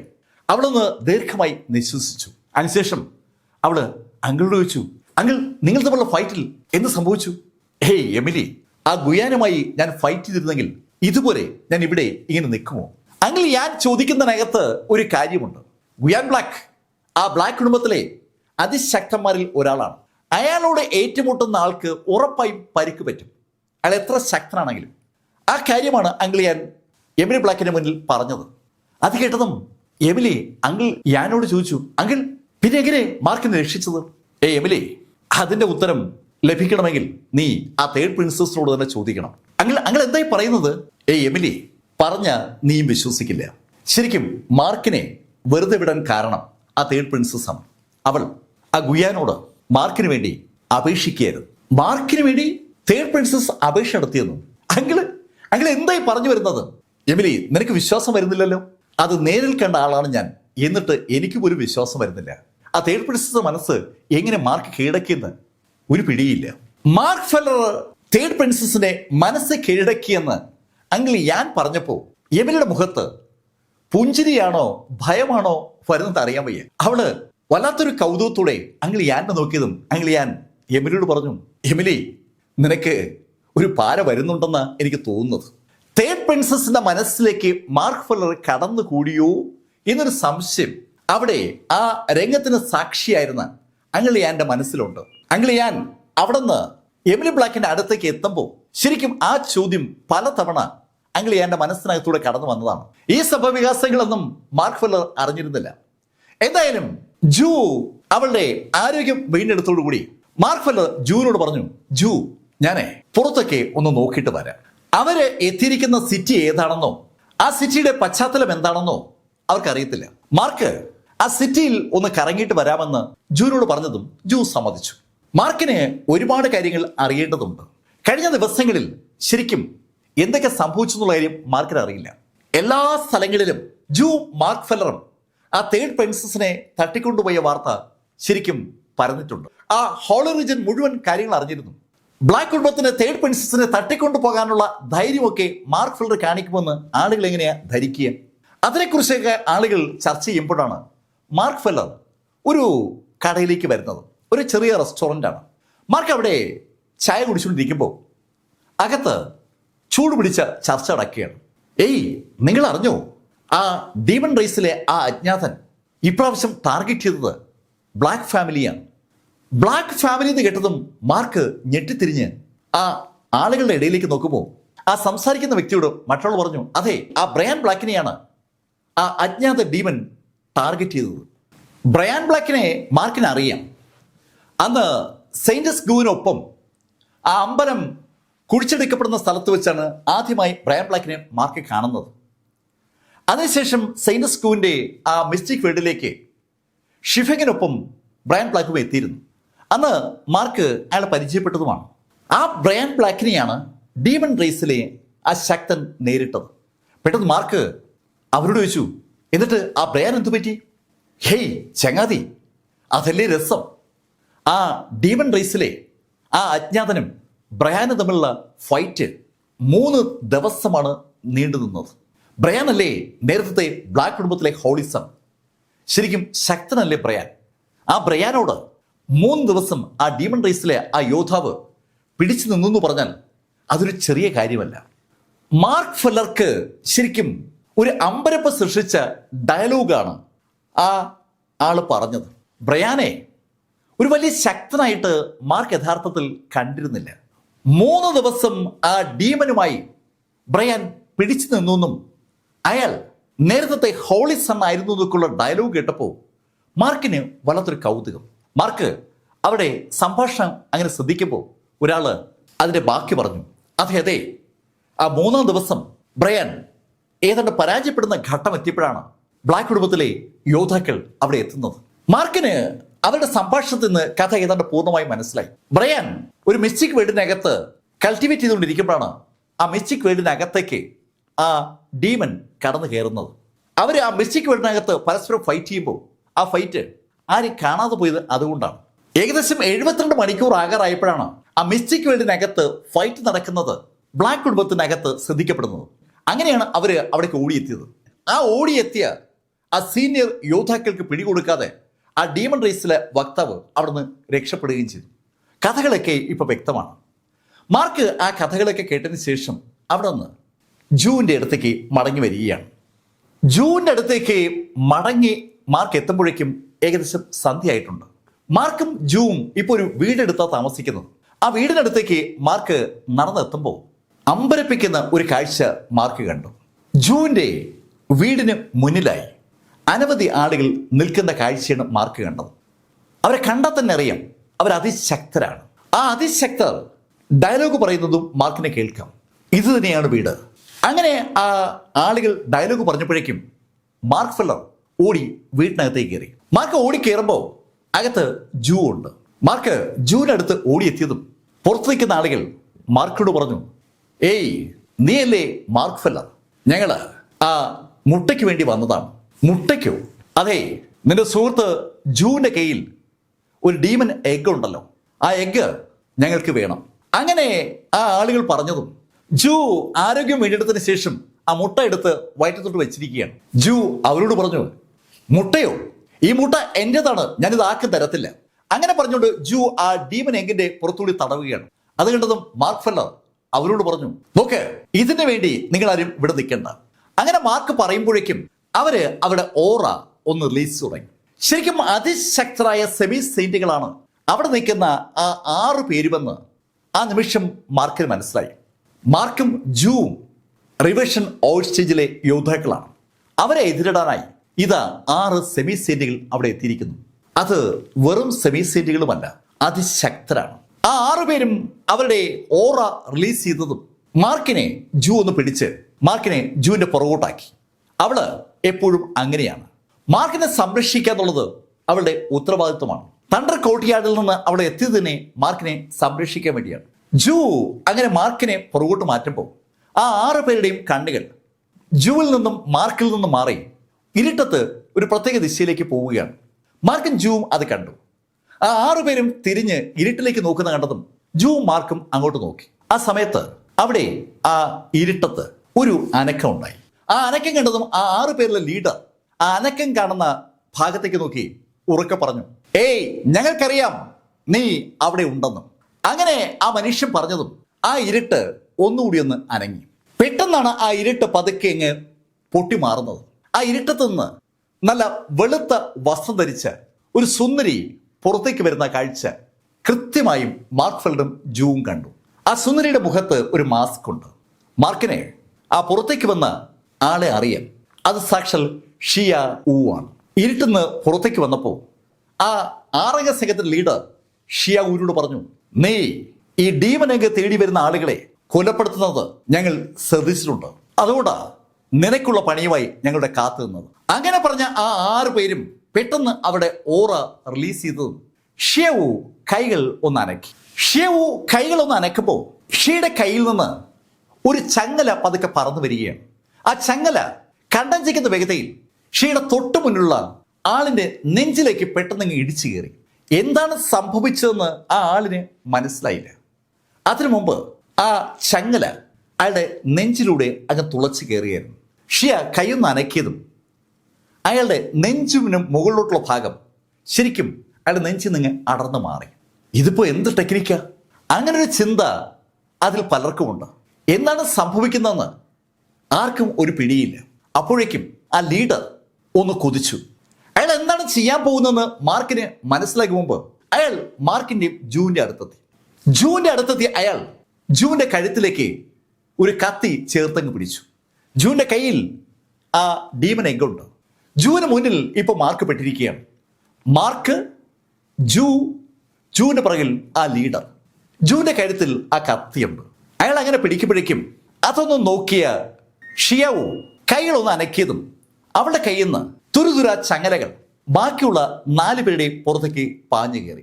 ഏതാനും സെക്കൻഡുകൾക്കകം ആ 4 ബോഡിയും താഴെ നിശ്ചലമായി.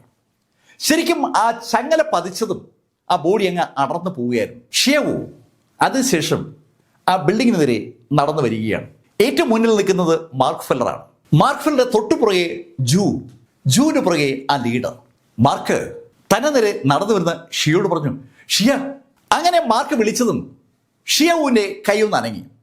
ആ നിമിഷത്തിൽ ഒരു ചങ്ങല മാർക്കിന്റെ നെഞ്ചിലൂടെ അങ്ങ് പാഞ്ഞ് തൊട്ട് പുറകെ നിൽക്കുന്ന ജൂവിന്റെ തലയ്ക്ക് മുകളിലൂടെ പുറകെ നിൽക്കുന്ന ആളുടെ കഴുത്തിലേക്ക് അങ്ങ് ഇടിച്ചു കയറി. ജൂവിന് 5 അടി പൊക്കമേ ഉള്ളൂ. അവളെക്കാൾ നല്ല പൊക്കമുണ്ട് പുറകെ നിൽക്കുന്ന ആൾക്ക്. അവന്റെ കഴുത്തിലൂടെ ആ ചങ്ങലങ്ങ് കയറി പോകുന്നതും ഷിയാവു കൈയൊന്ന് അനക്കി. ആ തല ആ നിമിഷം അവിടെ തന്നെ ചിതറി. മാർക്ക് കുനിഞ്ഞ് തന്റെ നെഞ്ചിലേക്ക് നോക്കി. മാർക്കിന്റെ നെഞ്ചിൽ കൂടി ആ ചങ്ങല കടന്നു പോയിരിക്കുകയാണ്. ഷിയ അവളുടെ കൈ ഒന്ന് പുറകോട്ടെടുത്തിട്ട് പെട്ടെന്നൊരു വലി, ഒരു പിന്ന് ഊരിപ്പോകുന്ന പോലെ മാർക്കിന്റെ നെഞ്ചിലൂടെ ആ ചങ്ങല ഊർന്നങ്ങ് പോയി. മാർക്കിന് ഒന്നും സംഭവിച്ചില്ല. പക്ഷെ മാർക്കിന്റെ നെഞ്ചിൽ കൂടി ചോര വരുന്നുണ്ട്. ഈ കാഴ്ച കണ്ട് ഞെട്ടിത്തരിച്ച് നിൽക്കുകയാണ് മാർക്ക് ഫെല്ലർ. മാർക്കിന്റെ അടുത്ത് നിൽക്കുന്ന ജൂവിനെ ഒന്ന് നോക്കിയിട്ട് ഷിയാവു ജൂവിനോട് പറഞ്ഞു ആ മുട്ട സൂക്ഷിക്കണം. അങ്ങനെ പറഞ്ഞ് അവൾ ഇരുട്ടത്തേക്ക് നടന്നു തുടങ്ങിയതും മാർക്ക് ഷിയാവുവിനോട് പറഞ്ഞു, ഷിയ, എന്തായി കാണിക്കുന്നത്? ഞാൻ ഈ മുട്ട നശിപ്പിക്കും. അങ്ങനെ മാർക്ക് പറഞ്ഞതും മുന്നോട്ട് നടക്കുന്ന ഷിയാവു അവിടെ അങ്ങ് നിന്നു. അവൾ തിരിഞ്ഞ് മാർക്കിനോട് പറഞ്ഞു, നിങ്ങൾ അത് ചെയ്യില്ല. അങ്ങനെ പറഞ്ഞിട്ട് ഷിയാവു പെട്ടെന്ന് ഇരുട്ടത്തേക്ക് മറയുകയാണ്. ശരിക്കും എന്താണ് സംഭവിച്ചതെന്ന് മാർക്ക് ഫെല്ലർക്ക് ഒരു പിടിയില്ല. ആ ഡീമൻ എഗ്ഗുമായി ഷിയാവുവിന് എന്താണ് ബന്ധം? മാർക്കിന് പിടികിട്ടാത്ത ഒരു ചോദ്യം അതാണ്. എന്തായാലും ജൂ ആ മുട്ട ചേർത്ത് പിടിച്ചു. അവിടെ മാർക്ക് ഫെല്ലറേയും ജൂവിനെ അറ്റാക്ക് ചെയ്യാൻ വന്ന ആളുകളൊക്കെ അതിശക്തരായ സെമി സൈന്റികളായിരുന്നു. ആ സെമി സൈന്റികളെ വെറും കൈയുടെ ഒരു ചലനം കൊണ്ട് അദൃശ്യമായ എനർജി ചങ്ങലകൾ സൃഷ്ടിച്ച് കൊലപ്പെടുത്താൻ ഷിയാവുവിന് ഒരു ബുദ്ധിമുട്ടും ഉണ്ടായില്ല. ആ ഷിയ അപ്പോ ഇപ്പൊ ഏത് ലെവലിലായിരിക്കും? ആ ചോദ്യമാണ് ആ നിമിഷത്തിൽ മാർക്കിന്റെ മനസ്സിലേക്ക് വരുന്നത്. ബ്രയാൻ ബ്ലാക്കിനെ കുറിച്ചുള്ള വിശദമായ വിവരങ്ങൾ കേട്ടുകൊണ്ടാണ് മാർക്ക് ഫെല്ലർ തിരിച്ച് ജൂവിന്റെ അടുത്തേക്ക് വരുന്നത്. ജൂവിന്റെ അടുത്തെത്തിയ മാർക്ക് ജൂവിനോട് പറഞ്ഞു, ജൂ, കുറച്ചു ദിവസം ഞാൻ ഇവിടെ നിന്ന് മാറി നിൽക്കാൻ വിചാരിക്കുകയാണ്. മാർക്ക്, നീ എങ്ങോട്ടാ പോകുന്നത്? ഞാൻ കൂടെ നിന്നോട് വരും. ജൂ ഇവിടെ നിന്നാ മതി. ഞാൻ എൻ്റെ കയ്യിലുള്ള ആ എല്ലുകൾ ആരെങ്കിലും ഒന്ന് കാണിക്കാന്നാണ് വിചാരിക്കുന്നത്. അതുപയോഗിച്ച് സെയിൻ വെപ്പൺ ഉണ്ടാക്കിയാൽ നമുക്ക് പിന്നെ ഭയക്കേണ്ട കാര്യമില്ല. മാർക്ക് പറയുന്നതിൽ കാര്യമുണ്ടെന്ന് ജൂന് അറിയാം. പക്ഷെ ജൂന് മാർക്കിനെ ഒറ്റയ്ക്ക് വിടാൻ ഒരു ഭയം. ജൂ മാർക്കിനോട് പറഞ്ഞു, മാർക്ക്, ഞാൻ കൂടെ ഇല്ലെങ്കിൽ നീ എന്ത് ചെയ്യും? ജൂ, അതിന് എൻ്റെ കയ്യിൽ ഒരു ഐഡിയ ഉണ്ട്. എനിക്ക് എൻ്റെ മുഖം മറയ്ക്കാൻ പറ്റും. പക്ഷേ ജൂ എൻ്റെ കൂടെ ഉണ്ടെങ്കിൽ ഉറപ്പായും ജൂവിനെ എല്ലാവരും തിരിച്ചറിയും. മാർക്ക് ഫെല്ലറേയും ജൂവിനെ ഒന്നിച്ച് കാണുന്ന ഏതൊരാൾക്കും ജൂവിനെ തിരിച്ചറിയാൻ പറ്റും. ജൂവിനെ കാണുമ്പോൾ ജൂ എങ്ങനെ വേഷം മാറിയാലും ജൂവിൻ്റെ കയ്യിലുള്ള ആ മുട്ട കണ്ടാലും ജൂവിനെ അറിയും. ഇനി മുട്ട ഒളിപ്പിച്ചു വെച്ചാലും ജൂവിൻ്റെ പെരുമാറ്റം അത് ജൂവിന് മറയ്ക്കാൻ പറ്റില്ല. ജൂവിന് എങ്ങനെയൊക്കെ വേണമെങ്കിലും വേഷം മാറാം, പക്ഷെ പെരുമാറ്റം മാത്രം മറയ്ക്കാൻ പറ്റില്ലല്ലോ. ആളുകൾ ഏതെങ്കിലും ശൈലിയിൽ മോശമായി ഡയലോഗ് പറഞ്ഞാൽ ജൂ അപ്പോൾ ഉടക്കുണ്ടാക്കിയിരിക്കും. അടിക്ക് അടി, അത് ജൂവിൻ്റെ രീതിയാണ്. തല്ലേണ്ട സമയത്ത് തല്ലിയിരിക്കണം എന്നുള്ളത് ജൂവിൻ്റെ ഒരു പ്രിൻസിപ്പിളാണ്. അതുകൊണ്ടാണ് സൗത്ത് പ്രൊവിൻസിൽ ജൂവിനെ എല്ലാവരും ലുണാറ്റിക് എന്ന് വിളിച്ചിരുന്നത്, ഭ്രാന്തി എന്ന്, അല്ലെങ്കിൽ ഭ്രാന്തുള്ള ആളെന്ന്. ജൂവിൻ്റെ സ്വഭാവത്തെക്കുറിച്ച് നല്ല ധാരണയുണ്ട്. ജൂ കൂടെ വരണ്ട എന്ന് പറഞ്ഞപ്പോൾ ജൂവിന് പിന്നെ മറുത്തൊന്നും പറയാനില്ല. മാർക്ക് ജൂവിനോട് പറഞ്ഞു, ജൂ, ഒരു കാര്യം മാത്രം ശ്രദ്ധിച്ചാൽ മതി. ആരെങ്കിലും ആ ഡീമൻ എഗ്ഗിന് വേണ്ടി ഇവിടെ വരികയാണെങ്കിൽ ജൂ ആ എഗ്ഗ് എടുത്ത് മുൻപിലേക്ക് വെച്ച് ഒന്ന് കെട്ടിപ്പിടിച്ചാൽ മതി. ഒരു കാരണവശാലും ആ എഗ്ഗ് വിട്ടുകൊടുക്കില്ല എന്ന് പറഞ്ഞ് അങ്ങനെ കെട്ടിപ്പിടിച്ച് നിന്നാൽ പിന്നെ ഭയക്കേണ്ട കാര്യമില്ല. മാർക്ക് മനഃപൂർവ്വമാണ് ആ വാചകം പറഞ്ഞത്. മാർക്കിനറിയാം ആ എഗ്ഗുമായി ഷിയാവുവിന് എന്തോ ബന്ധമുണ്ടെന്ന്. ആ എഗ്ഗ് സംരക്ഷിക്കാനായി ഇരുട്ടിൽ ഷിയാവു ഉണ്ട്, അല്ലെങ്കിൽ ഷിയാവുമായി ബന്ധിപ്പിച്ച എന്തോ സംവിധാനമുണ്ട്. അത് മാർക്ക് ഉറപ്പാക്കിയത് ആ മുട്ടയ്ക്ക് വേണ്ടി അന്ന് അവിടെ എത്തി ആളുകൾ പറഞ്ഞ ആ ഡയലോഗാണ്. മാർക്ക് ഫെല്ലർ ആ ഡയലോഗ് കൃത്യമായി കേട്ടതാണ്. ഷിയാവു നിൽക്കുന്ന ദിശയിലേക്ക് നോക്കിക്കൊണ്ട് അന്ന് ആ രാത്രിയിൽ അവന്മാർ പറഞ്ഞത്, നീ അവിടെ ഒളിച്ചു നിൽക്കുന്നുണ്ടെന്നുള്ള കാര്യം ഞങ്ങൾക്ക് അറിയാമെന്നാണ്. നിന്റെ കണ്ണ് വെട്ടിച്ചാണ് ഞങ്ങളിപ്പോൾ ഇവിടെ എത്തിയത്. എന്തായാലും നീ വന്ന സ്ഥിതിക്ക് നമുക്ക് പരസ്പരം കാണാന്നൊക്കെ ഉള്ള ശൈലിയിലാണ് അവന്മാർ പറഞ്ഞത്. മാർക്കിന്റെ മനസ്സിൽ അത് ശരിക്കും നന്നായി പതിഞ്ഞിട്ടുണ്ടായിരുന്നു. മാർക്ക് ജൂവിനോട് കാര്യങ്ങൾ പറഞ്ഞതും ജൂ അതുപോലെ ചെയ്യാമെന്ന് ഏറ്റു. മാർക്ക് ആ സെയിന്റ് സ്ക്യൂ കൊടുത്ത മരുന്ന് മാർക്കിന്റെ മുഖത്ത് അപ്ലൈ ചെയ്ത് തുടങ്ങി. നേരത്തെ 2 തവണ മാർക്കിന്റെ മുഖം മാറിയതുപോലെയല്ല ഇപ്രാവശ്യം മാറിയിരിക്കുന്നത്. തികച്ചും വ്യത്യസ്തമായ ഒരു മുഖമാണ് ഇപ്പൊ മാർക്കിനുള്ളത്. മാർക്കിന്റെ ആ മുഖത്തിന്റെ ഷേപ്പ് പോലും മാറിയിരിക്കുകയാണ്. ഇപ്പൊ ഏകദേശം ഒരു ചതുരാകൃതിയിലുള്ള മുഖമാണ് മാർക്കിന് വന്നിരിക്കുന്നത്. ആ ചതുരാകൃതിയിലുള്ള മുഖം കണ്ട മാർക്ക് പോലും അറിയാതെ ചിരിച്ചു പോവുകയാണ്. മാർക്കിന് തീരെ അപരിചിതമായ ഒരു മുഖഭാവമാണ് ഇപ്പൊ മാർക്കിനുള്ളത്. മാർക്കിന്റെ മുഖം കണ്ട് ജൂവിനും ഒരേ ചിരി. മാർക്ക്, നിന്നെ ഇപ്പോ ഒരാളും തിരിച്ചറിയില്ല. ജൂ അങ്ങനെ ഉറപ്പിച്ചു പറഞ്ഞതും മാർക്ക് ഫെല്ലർ അവിടെ നിന്ന് പുറത്തേക്ക് ഇറങ്ങി.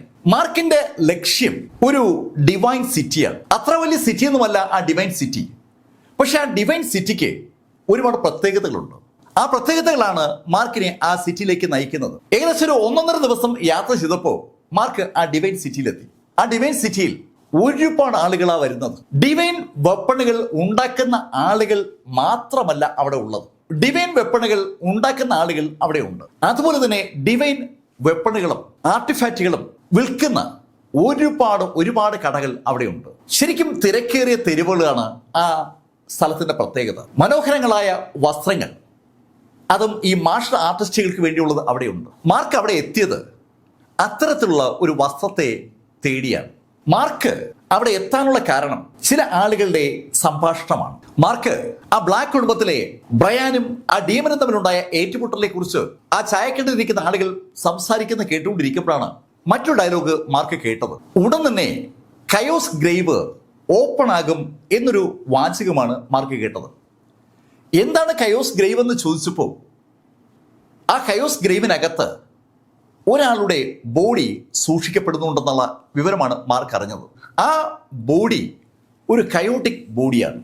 മാർക്ക് ഫെല്ലർക്കും ഷൈനും പുറമെ മറ്റൊരാൾക്ക് കൂടി കയോട്ടിക് ബോഡി ഉണ്ടായിരുന്നു. ആ കയോട്ടിക് ബോഡിക്കാരൻ ഈ ഹോളി റീജിയനിലെ അതിശക്തന്മാരിൽ ഒരാളായിരുന്നു. അയാൾ മരിച്ചപ്പോൾ അയാളുടെ ബോഡി അടക്കിയിരിക്കുന്ന സ്ഥലമാണ് ആ കയോസ് ഗ്രേവ് എന്ന് പറയുന്നത്.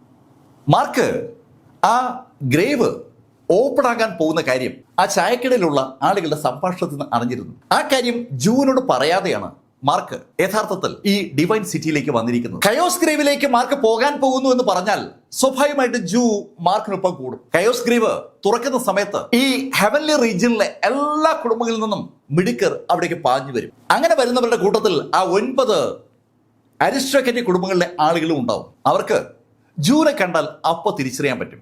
ജൂവിന്റെ ബോഡിയിലെ ഇന്റേണൽ എനർജി മറച്ചു പിടിക്കാൻ മാർക്കിനും ജൂവിനും പറ്റുന്നില്ല എങ്കിൽ ജൂവിനെ അവർ കണ്ടെത്തുക തന്നെ ചെയ്യും.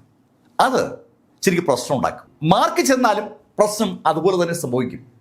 അത് സംഭവിക്കാതിരിക്കാനാണ് ഡിവൈൻ സിറ്റിയിലേക്ക് മാർക്ക് വന്നിരിക്കുന്നത്. മാർക്കിന്റെ ഇന്റേണൽ എനർജി പൂർണ്ണമായും അദൃശ്യമാക്കുന്ന എന്തെങ്കിലും ഒരു വസ്തു വേണം. പണ്ട് പൈറോയിൽ വെച്ച് മാർക്കിന് വിനിഫാൻ ഒരു തൊപ്പി കൊടുത്തിരുന്നു. ആ തൊപ്പി മാർക്കിന് രൂപം മാറ്റുമായിരുന്നു. അതിനുശേഷം മാർക്കിന് ആ രൂപമാറ്റ പ്രക്രിയ നടത്താൻ കഴിഞ്ഞത് ഹോളി റീജിയനിൽ എത്തിയപ്പോഴാണ്. അന്ന് ഹോളി റീജിയനിലെ സദേൺ പ്രൊവിൻസിൽ സിസ്റ്റർ അലീനയാണ് മാർക്കിനെ സഹായിച്ചത്. അത് കഴിഞ്ഞ് ഇപ്പോൾ സെയിന്റ് സ്കൂ സ്ഥിരമായി മുഖം മാറ്റാനുള്ള ഒരു മരുന്ന് മാർക്കിന് കൊടുത്തിരിക്കുകയാണ്. സെയിന്റ് സ്കൂ നൽകിയ മരുന്ന് ഉപയോഗിച്ച് 3-ാം തവണയാണ് മാർക്കിന്റെ മുഖഭാവം മാറ്റുന്നത്. പക്ഷേ ഈ 5 തവണയും മാർക്കിന് ചേഞ്ച് ചെയ്യാൻ പറ്റാത്തത് മാർക്കിന്റെ ഇന്റേണൽ എനർജിയാണ്. ആ ഇന്റേണൽ എനർജിയെ തടുക്കുന്ന എന്തെങ്കിലും സംഭവം വേണം. മാർക്കിപ്പോ മിഡിൽ ലെവൽ റിവേഷൻ ഓൾഡ് സ്റ്റേജുകാരനാണ്. ഒരു മിഡിൽ ലെവൽ റിവേഷൻ ഓൾഡ് സ്റ്റേജുകാരന്റെ ഓറ മറയ്ക്കുന്ന ഒരു സംവിധാനം കിട്ടിയാൽ മാർക്കിന് ആൾക്കൂട്ടത്തിന്റെ ഭാഗമായിട്ട് അവിടെ ആ കയോസ് ഗ്രേവിന്റെ സമീപത്ത് എത്താൻ പറ്റും.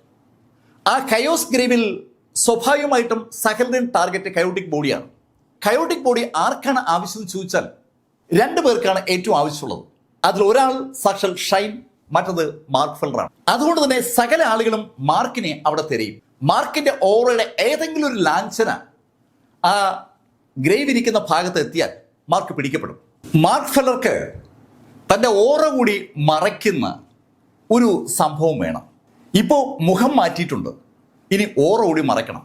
ആ ഒരു ആവശ്യത്തിനാണ് മാർക്ക് ആ ഡിവൈൻ സിറ്റിയിൽ എത്തിയത്. അവിടെ സകല തെരുവുകളിലും നല്ല തിരക്കുണ്ട്. തുണികൾ വിൽക്കുന്ന തെരുവ്, തൊപ്പി പോലുള്ള സംഭവങ്ങൾ വിൽക്കുന്ന തെരുവ്, ആയുധങ്ങൾ വിൽക്കുന്ന തെരുവ്, മരുന്നുകൾ വിൽക്കുന്ന തെരുവ്, സ്പെല്ലുകൾ വിൽക്കുന്ന തെരുവ്, അങ്ങനെ വെറൈറ്റി ഓഫ് ആക്ടിവിറ്റീസ് അവിടെയുണ്ട്. മാർഷൽ ആർട്ടിസ്റ്റുകൾക്ക് വേണ്ടിയുള്ള സംഭവങ്ങളാണ് ആ ഡിവൈൻ സിറ്റിയിൽ മിക്കവാറും വിൽക്കപ്പെടുന്നത്. വിവിധ ഭാഗങ്ങളിൽ നിന്നായിട്ട് ഇഷ്ടംപോലെ മാർഷൽ ആർട്ടിസ്റ്റുകൾ അവിടേക്ക് ഒഴുകിയെത്തുന്നുണ്ട്. മാർക്ക് ആ തെരുവിലൂടെ അങ്ങനെ നടക്കുകയാണ്. ഓരോ കടയിലും മാർക്കിന് വേണ്ട 100,000 കാര്യങ്ങളുണ്ട്. ആ കാര്യങ്ങൾ കണ്ട മാർക്ക് ശരിക്കും അത്ഭുതപ്പെട്ടു പോവുകയാണ്. ഇത്രയേറെ വിഭവങ്ങൾ മാർക്ക് ഇതിനു മുമ്പ് ഒരു സ്ഥലത്ത് കണ്ടിട്ടുള്ളതല്ല. മാർക്ക് അങ്ങനെ നടന്ന് ഒരു കടയിലെത്തി. ഒരു ലേഡിയാണ് അവിടെ ഉള്ളത്. അവരോട് മാർക്ക് തനിക്ക് ആവശ്യമുള്ള ഡ്രസ്സിനെ കുറിച്ച് പറഞ്ഞതും ആ സ്ത്രീ മാർക്കിനോട് ചോദിച്ചു, ഓഹോ, നിങ്ങളും അപ്പോ കയോസ് ഗ്രേവിലേക്ക് പോവുകയാണല്ലേ? ബോസ്, കയോസ് ഗ്രേവിലേക്ക് പോകാനല്ല ഞാനിത് വാങ്ങുന്നത്, എനിക്ക് ഒരു ആവശ്യമുള്ളതുകൊണ്ടാണ്. ഓക്കെ, എനിക്ക് മനസ്സിലായി, കയോസ് ഗ്രേവിൽ പോകുന്ന ആളുകളൊക്കെ അങ്ങനെ തന്നെയാണ് പറയുക. അത് കേട്ടതും മാർക്ക് ആ സ്ത്രീയോട് ചോദിച്ചു, അല്ല ബോസ്, ഈ കയോസ് ഗ്രേവിൽ എല്ലാ ആളുകളും വരുമോ? ഹേയ് ബ്രദർ, എന്ത് ചോദ്യമാ നിങ്ങൾ ഈ ചോദിക്കുന്നത്? കയോസ് ഗ്രേവ് ഈ ഹോളി റീജിയനിലെ സകലരുടെയും നോട്ട് സ്ഥലമല്ലേ? അല്ല ബോസ്, ഈ കയോസ് ഗ്രീവ് എപ്പോഴത്തേക്ക് ഓപ്പൺ ആവും? ഓ, അങ്ങനെ ചോദിച്ചാൽ എനിക്കറിയില്ല. എന്തായാലും 1 മാസത്തിനുള്ളിൽ ഓപ്പൺ ആവുമെന്നാണ് തോന്നുന്നത്. അവിടെ ഹോളി റീജിയനിലെ എല്ലാ പ്രധാന കുടുംബങ്ങളിൽ നിന്നും ആളുകൾ എത്തും. അങ്ങനെ അവർ പറഞ്ഞിട്ട് മാർക്ക് ആവശ്യപ്പെട്ട ഒരു ഡ്രസ്സ് എടുത്ത് അവിടെ വെച്ചു. മാർക്കിന് ഇടാൻ കഴിയുന്ന ശൈലിയിലുള്ള ഒരു ഷർട്ട്, അതാണ് അവരെടുത്ത് വെച്ചത്. മാർക്ക് കൗതുകത്തോടെ ആ ഷർട്ട് ഒന്ന് നോക്കി. മാർക്കിന്റെ ബോഡിക്ക് ചേരുന്ന ഒരു ഷർട്ടാണ്. മാർക്ക് അവരോട് ചോദിച്ചു, എന്താ വില? ഇതിന്റെ വിലയോ? ഇതിന്റെ വില 2 ബില്യൺ സ്പിരിറ്റ് കോയിൻ ആണ്. 2 ബില്യനോ? മാർക്കിന് ആ വില കേട്ടപ്പോൾ ആകെ ഞെട്ടലാണ്. 1000 അല്ലെങ്കിൽ 10,000 സ്പിരിറ്റ് കോയിൻ വരെയൊക്കെ ആ ഡ്രസ്സിന് വേണ്ടി ആളുകൾ മുടക്കിയേക്കും. പിന്നെ മാജിക്കൽ ആർട്ടിഫാക്റ്റ് ആയതുകൊണ്ട് ചിലപ്പോൾ 1 മില്യൺ വരെ കൊടുത്തേക്കും. അവർ ചോദിക്കുന്നത് 2 ബില്യൺ ആണ്.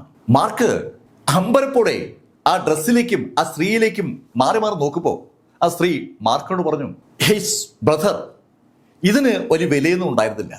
ശരിക്കും ഇത് 100 മില്യന് ഞാൻ കൊടുക്കാൻ വെച്ചിരുന്നതാണ്. പക്ഷെ ആവശ്യക്കാരുടെ എണ്ണം കൂടിയപ്പോൾ സ്വാഭാവികമായിട്ടും ഇതിന്റെ വിലയും കൂടി. 100 മില്യണിൽ നിന്ന് 1000 മില്യണിലേക്കും 2000 മില്യണിലേക്കൊക്കെ അങ്ങനെയാണ് ആ വില എത്തിയത്. എന്തായാലും മാർക്ക് കൂടുതൽ തർക്കിക്കാൻ നിൽക്കാതെ പണം നൽകി ആ ഡ്രസ്സ് വാങ്ങിച്ചു. മാർക്ക് ആ ഡ്രസ്സ് മാർക്കിന്റെ നിലവറിലേക്ക് വെച്ചിട്ട് ബാക്കി സാധനങ്ങളൊക്കെ അങ്ങനെ നോക്കിക്കൊണ്ടിരിക്കുമ്പോൾ അവിടേക്ക് 2 അംഗരക്ഷകരുടെ അകമ്പടിയോടുകൂടി ഒരു ചെറുപ്പക്കാരൻ കടന്നു വന്നു. ആ ചെറുപ്പക്കാരന് വേണ്ടതും മാർക്ക് ആവശ്യപ്പെട്ട അതേ വസ്ത്രമാണ്. അവര് ഉടൻ വില പറഞ്ഞു. 2 ബില്യൺ എന്ന് കേട്ടപ്പോൾ ആ ചെറുപ്പക്കാരന്റെ മുഖം മങ്ങി. അയാള് ആ സ്ത്രീയോട് തർക്കിച്ചുറങ്ങിയപ്പോൾ മാർക്ക് പതുക്കെ അവിടുന്ന് പുറത്തേക്ക് ഇറങ്ങി. മാർക്ക് അവിടുന്ന് പോയി കഴിഞ്ഞതും ആ സ്ത്രീ ആ ചെറുപ്പക്കാരനോട് പറഞ്ഞു, ഇപ്പോ ഇവിടുന്ന് പോയ ആ ചെറുപ്പക്കാരനല്ലേ, അയാള് 2 ബില്യൺ സ്പിരിറ്റ് കോയിൻ നൽകി ഇപ്പോൾ ഒരു ഡ്രസ്സ് വാങ്ങിച്ചതേ ഉള്ളൂ. നിങ്ങളെ കണ്ടിട്ട് നിങ്ങൾ വലിയ പണക്കാരനാണെന്ന് തോന്നുന്നല്ലോ. അതിന് മറുപടി പറഞ്ഞത് ആ ചെറുപ്പക്കാരന്റെ പുറകെ നിൽക്കുന്ന ആളുകളാണ്. ഇദ്ദേഹത്തെ അറിയത്തില്ലേ? ഇദ്ദേഹം ചൂ ഫാമിലിയിലെ ചൂ ഷെങ്ങാണ്. അറിയപ്പെടുന്ന ഒരു അരിസ്റ്റോക്രാറ്റിക് കുടുംബമാണ് ചൂ കുടുംബം എന്ന് പറയുന്നത്. ആ കുടുംബത്തിലെ യങ് മാസ്റ്ററാണ് ചൂ ഷെങ്. അങ്ങനെ പറയുമ്പോൾ ആ 2 അംഗരക്ഷകർക്കും ശരിക്കൊരു അഭിമാനമൊക്കെ ഉണ്ട്. ആ അംഗരക്ഷകൻ അങ്ങനെ പറഞ്ഞതും ചൂ ഷെങ് ആ ബോസിനോട്, ആ ലേഡി ബോസിനോട് സലാം പറഞ്ഞിട്ട് കടയിൽ നിന്ന് പുറത്തിറങ്ങി. അയാൾ ആ അംഗരക്ഷകരെ മാറ്റി നിർത്തി അവരോടായി പറഞ്ഞു, നിങ്ങളെ ആ ചെറുപ്പക്കാരനെ ഫോളോ ചെയ്യണം. അവൻ മിക്കവാറും ഇവിടെ എവിടെയെങ്കിലും ആയിരിക്കും താമസിക്കുക. അത് ചെയ്തുകൊള്ളാമെന്ന് ആ അംഗരക്ഷകർ ആ ചെറുപ്പക്കാരന് വാക്ക് കൊടുത്തു. മാർക്ക് അവിടെ ഓരോ കടകളായി കയറി ഇറങ്ങുന്നത് അവന്മാർ നിരീക്ഷിച്ചുകൊണ്ടിരിക്കുകയാണ്. കടകളിൽ കയറി ഇറങ്ങുന്ന മാർക്ക് അന്വേഷിക്കുന്നത് ഈ വെപ്പണൊക്കെ ഉണ്ടാക്കുന്ന ആരെങ്കിലും സമീപത്തുണ്ടോ എന്നാണ്. അങ്ങനെ ചോദിച്ചു വന്നപ്പോൾ മാർക്കിന് അവസാനം വെപ്പൺ ഉണ്ടാക്കുന്ന ഒരു ഏരിയ പിടികിട്ടി.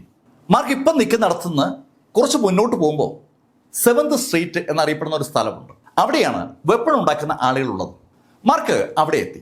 വെപ്പൺ ഉണ്ടാക്കുന്ന സ്ട്രീറ്റിലേക്ക് കിടന്ന മാർക്ക് ആദ്യത്തെ കടയിൽ കയറി അവരോട് ചോദിച്ചു, ഈ ഹോളി വെപ്പണൊക്കെ ഉണ്ടാക്കാൻ ഇവിടെ ഏത് കടയിലുള്ള ആളിനാ പറ്റിയ? മാർക്കിന്റെ ചോദ്യം കേട്ടതും തല ഉയർത്താതെ ആ കടക്കാരൻ മാർക്കിനോട് പറഞ്ഞു, ഇവിടുന്ന് മുന്നോട്ട് പോകുമ്പോൾ വലത് ഭാഗത്തായി ഒരു കടയുണ്ട്. 15 എന്ന് എഴുതിയ ആ കടയിൽ ഒരാളുണ്ട്. അയാൾക്ക് ഈ വെപ്പണൊക്കെ ഉണ്ടാക്കാൻ അറിയാം. ചെറിയ ചെറിയ വെപ്പൺ ഉണ്ടാക്കുന്ന ആളുകൾ മുതൽ വലിയ വെപ്പൺ ഉണ്ടാക്കുന്ന ആളുകൾ വരെ അവിടെ ഷോപ്പ് ഇട്ടിട്ടുണ്ട്. എല്ലാ കടകളുടെയും പുറകിൽ ആലയുണ്ടെന്ന് അർത്ഥം. മാർക്കിന് ആ ആലകൾ പ്രവർത്തിക്കുന്ന ശബ്ദം കേൾക്കുകയും ചെയ്യും. മാർക്ക് എന്തായാലും ആ ആള് പറഞ്ഞനുസരിച്ച് 15ാം നമ്പർ കടയിലെത്തി. ആ കടക്കാരൻ മാർക്ക് ചെല്ലുമ്പോൾ സുഖമായി കസരിൽ നിന്ന് ഉറങ്ങുകയാണ്. അവിടെ ഒരു തിരക്കുമില്ല. തന്നെ ആദ്യത്തെ കടക്കാരൻ പറ്റിച്ചതാണോ അങ്ങനെ ഒരു തോന്നലാണ് ആദ്യം മാർക്കിനുണ്ടായത്. മാർക്ക് അകത്തേക്ക് കടന്നതും അയാൾ കണ്ണു തുറന്നു. എന്താ? ഞാൻ ഹോളി വെപ്പൺ ഉണ്ടാക്കാൻ വന്നതാണ്. ഹോളി വെപ്പണോ? അതൊക്കെ പാടാണ്. അല്ല, എനിക്ക് ഹോളി വെപ്പൺ ഉണ്ടാക്കണം. ഏയ് ബ്രദർ, ഹോളി വെപ്പൺ ഉണ്ടാക്കണമെങ്കിൽ അതിനാവശ്യമായ മെറ്റീരിയൽസ് വേണം. അല്ല, മെറ്റീരിയൽസ് എൻ്റെ ഉണ്ട്. എന്ത് മെറ്റീരിയലാണ് ഉള്ളത്? അങ്ങനെ അയാൾ ചോദിച്ചതും മാർക്ക് ഒരു എല്ലിൻ കഷ്ണം എടുത്ത് പുറത്തേക്ക് വെച്ചു. മാർക്കിന് ആ മലയുടെ മുകളിൽ നിന്ന് കിട്ടിയ എല്ലിൻ്റെ കഷ്ണമാണ് മാർക്ക് എടുത്ത് പുറത്തേക്ക് വെച്ചത്. ആ എല്ലിൻ കഷ്ണം കയ്യിലെടുത്ത ആ ബ്ലാക്ക് സ്മിത്തിന്റെ കണ്ണുകൾ ശരിക്കും അങ്ങ് തിളങ്ങി. ഏയ്, നിനക്കിത് എവിടെന്നാ കിട്ടിയത്? സുഹൃത്തെ, ഇത് എനിക്ക് പല കൈകൾ മറിഞ്ഞ് കിട്ടിയതാണ്. അതിൻ്റെ സോഴ്സ് ഒന്നും എനിക്കറിയത്തില്ല. ആ എല്ലിലേക്ക് സൂക്ഷിച്ചു നോക്കിയ ആ ബ്ലാക്ക് സ്മിത്ത് മാർക്കിനോട് പറഞ്ഞു, ഓക്കെ, എനിക്ക് ഒരു ഹോളി വെപ്പൺ ഉണ്ടാക്കാൻ ഇതുപോലുള്ള 8 എല്ല് വേണം. അത് കേട്ടത് മാർക്ക് ബാക്കി 7 എല്ല് കൂടി എടുത്ത് പുറത്തേക്ക് വെച്ചു. മാർക്ക് കപ്പലിലേക്ക് പറക്കി വെക്കും പോലെയാണ് ആ എല്ലുകൾ പറക്കി അയാളുടെ മേശപ്പുറത്തേക്ക് വെച്ചത്. അത് കണ്ട് അയാളുടെ കണ്ണങ്ങ് തള്ളി വരികയാണ്. അത്രയും ഡിവൈൻ ബോർഡുകൾ അയാൾ ആദ്യമായി കാണുകയാണെന്ന് അയാളുടെ മുഖം വിളിച്ചു പറയുകയാണ്. അയാൾ പെട്ടെന്ന് മാർക്കിനോട് പറഞ്ഞു, ഓക്കെ, ഈ വെപ്പൺ ഉണ്ടാക്കാൻ എനിക്ക് കൂലിയായിട്ട് 4 എല്ല് കൂടി വേണം. മാർക്ക് ഉടൻ അതും എടുത്തു വെച്ചു. അതുകൂടി കണ്ടതും ആ മനുഷ്യന്റെ കിളി പോയതുപോലെയായി.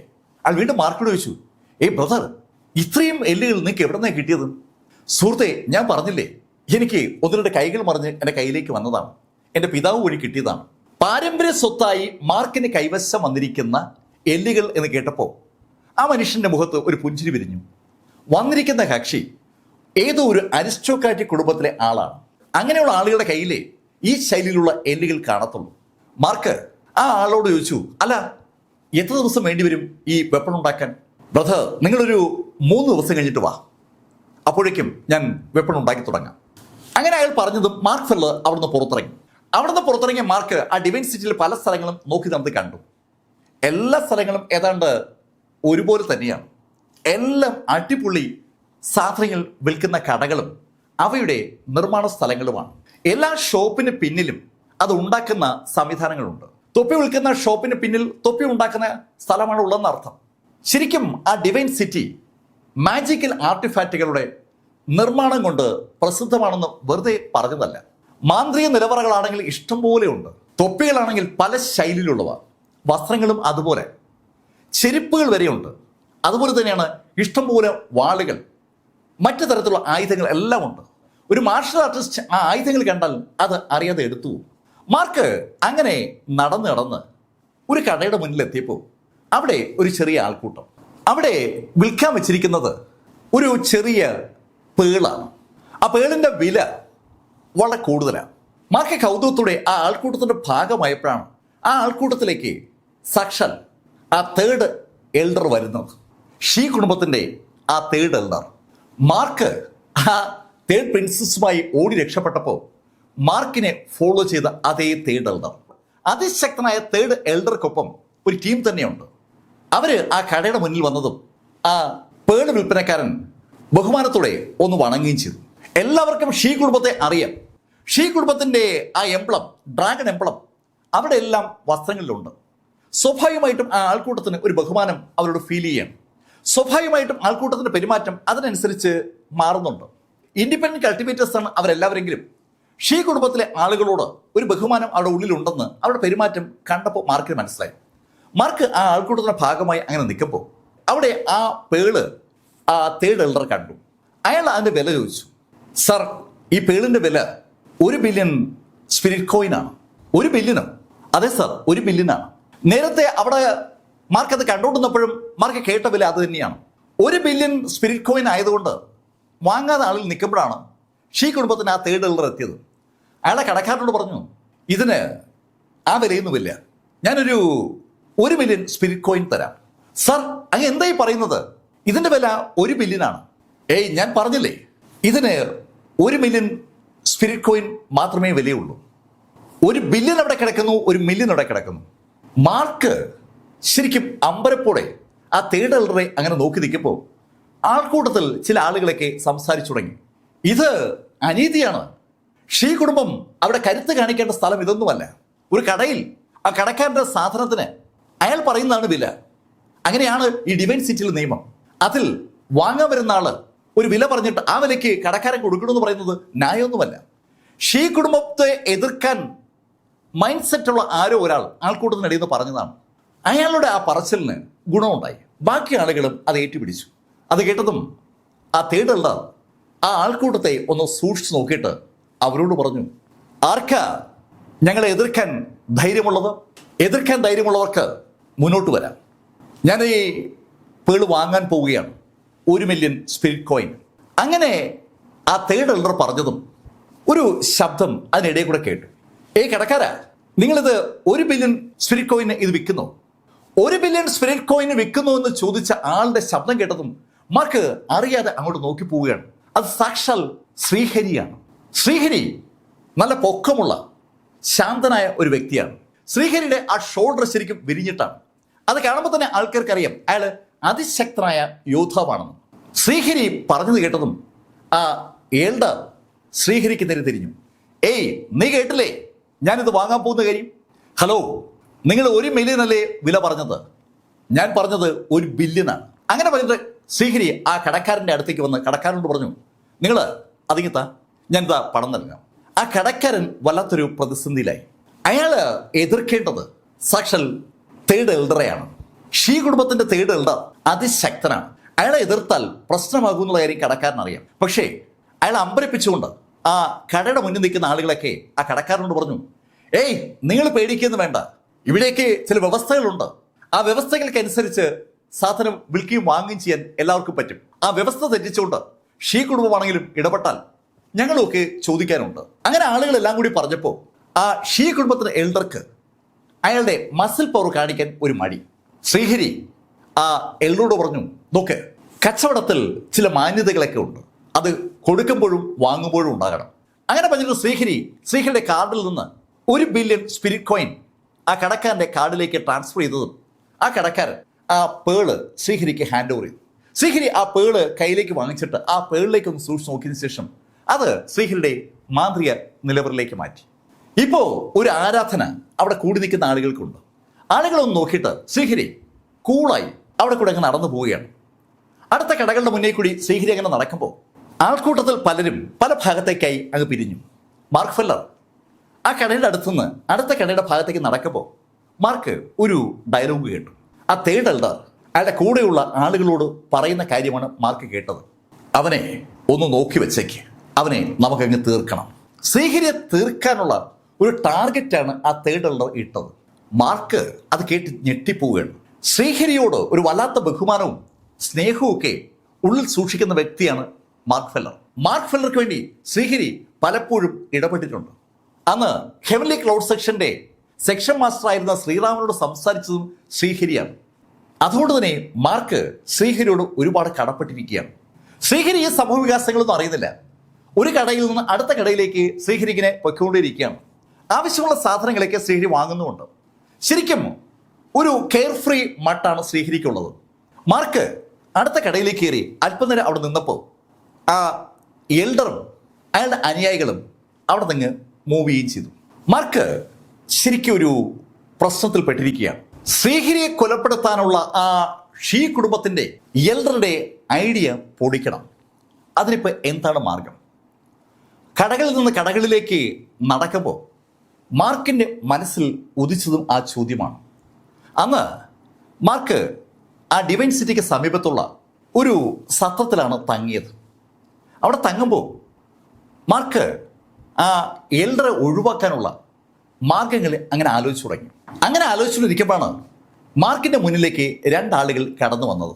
അവർ രാവിലെ മാർക്ക് കയറിയ കടയിൽ മാർക്കിന് ശേഷം എത്തിയ ആ ചൂഷിങ്ങിൻ്റെ അംഗരക്ഷകരാണ്. മാർക്കിൻ്റെ മുന്നിലേക്ക് വന്ന് അവർ സിമ്പിളായി മാർക്കിനോടൊരു കാര്യം പറഞ്ഞു. ഏയ് ബ്രദർ, നിങ്ങൾ രാവിലെ കടയിൽ നിന്ന് ഒരു ഡ്രസ്സ് വാങ്ങിച്ചിരുന്നു, അത് ഞങ്ങൾക്ക് വേണം. വളരെ കൂളായിട്ടാണ് അവനത് പറയുന്നത്. മാർക്ക് അവനോട് ചോദിച്ചു, ഡ്രസ്സോ? ഏത് ഡ്രസ്സ്? ബ്രദർ, നിങ്ങൾ ഒരു മാന്ത്രിക ഡ്രസ്സ് വാങ്ങിയത് ഞങ്ങൾ കണ്ടായിരുന്നു. അത് ഞങ്ങൾക്ക് ഇങ്ങനെ നൽകിയാൽ നിങ്ങളെ ഞങ്ങൾ വെറുതെ വിടാം. മാർക്കിൻ്റെ കഥ മനസ്സിലായി. എന്തായാലും ഏതാനും മിനിറ്റുകൾ കഴിഞ്ഞപ്പോൾ ആ 2 ആളുകളും മാർക്കിൻ്റെ ഇടിയേറ്റ് അവിടെ കൊല്ലപ്പെട്ടു.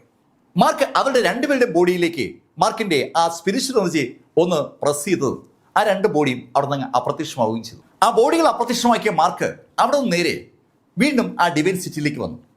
ഡിവൈൻ സിറ്റിയിൽ മാർക്ക് സാധനം വാങ്ങിച്ച കടയുടെ അടുത്തേക്ക് ഇതിനാണ് മാർക്ക് വന്നത്. അവിടെ മാർക്ക് ചെല്ലുമ്പോൾ സാക്ഷൽ ചൂഷങ് ഉണ്ട്. മാർക്കിനെ കണ്ട ചൂഷങ് ഞെട്ടി. മാർക്ക് അയാളോട് പറഞ്ഞു, ഏയ് നീ ആരാ എന്ന് എനിക്കറിയത്തില്ല. എന്നെ കൊന്ന് എൻ്റെ കയ്യിലുള്ള സാധനങ്ങൾ കൊള്ളയടിക്കാൻ നിനക്ക് എങ്ങനെയാ ധൈര്യം ഉണ്ടായത്? മാർക്കിൻ്റെ ചോദ്യം കേട്ടപ്പോൾ ആ ചൂഷങ് ഒന്ന് വിരണ്ടു. ഏയ് നിങ്ങൾ എന്താ പറയുന്നത്? മാർക്ക് ആ ചോദ്യത്തിന് ഉത്തരം പറയാതെ ആ ചൂഷങ്ങിനെ ഒന്ന് സൂക്ഷിച്ചു നോക്കി. എന്നിട്ട് അവനോടായി പറഞ്ഞു, തൽക്കാലം നീ സ്ഥലം വിട്ടോ. ഇനി ഒരിക്കൽ കൂടി നീ എൻ്റെ നേരെ വരികയാണെങ്കിൽ അവിടെ നീ അവസാനിക്കും. അവിടെ നിന്ന് മാർക്കിൻ്റെ മുന്നിൽ നിന്ന് രക്ഷപ്പെട്ട് ചൂഷൻ മുന്നോട്ട് പോകുമ്പോൾ അയാൾക്ക് ഒരു കാര്യം വ്യക്തമാണ്. അയാൾ അയച്ച ആ 2 അംഗരക്ഷകരും കൊല്ലപ്പെട്ടിരിക്കുന്നു. ചൂഷൻ അതിനെ എങ്ങനെ പ്രതികാരം ചെയ്യാം എന്ന് ആലോചിച്ചുകൊണ്ട് അവിടുന്ന് കടന്നു പോകുമ്പോൾ മാർക്ക് ഫെല്ലർ ആ കടയിലേക്ക് വീണ്ടും കയറി. രാവിലെ കണ്ട അതേ ബോസ് തന്നെയാണ് അവിടെ നിൽക്കുന്നത്. മാർക്കിനെ കണ്ടതും ആ സ്ത്രീ മാർക്കിനോട് ചോദിച്ചു, അല്ല ബ്രദർ, ഇപ്പൊ എന്താ വന്നത്? ബോസ്, ഞാനൊരു കാര്യം തിരക്കിയാ വന്നത്. എന്ത് കാര്യം? എനിക്കൊരു സഹായം വേണം. ഒരേ രീതിയിലുള്ള 100 മാന്ത്രിക ആയുധങ്ങൾ വേണം. ഒരേ രീതിയിലുള്ള 100 മാന്ത്രിക ആയുധങ്ങളോ? അതെന്തിനാ? അതൊക്കെ ഉണ്ട്, ഞാൻ ആയുധങ്ങളുടെ ലിസ്റ്റ് തരാം. അത് നിങ്ങളുടെ ഉണ്ടെങ്കിൽ നിങ്ങൾ ചോദിക്കുന്ന പണം ഞാൻ നൽകാം. ഇത് എപ്പോഴാണ് വേണ്ടത്?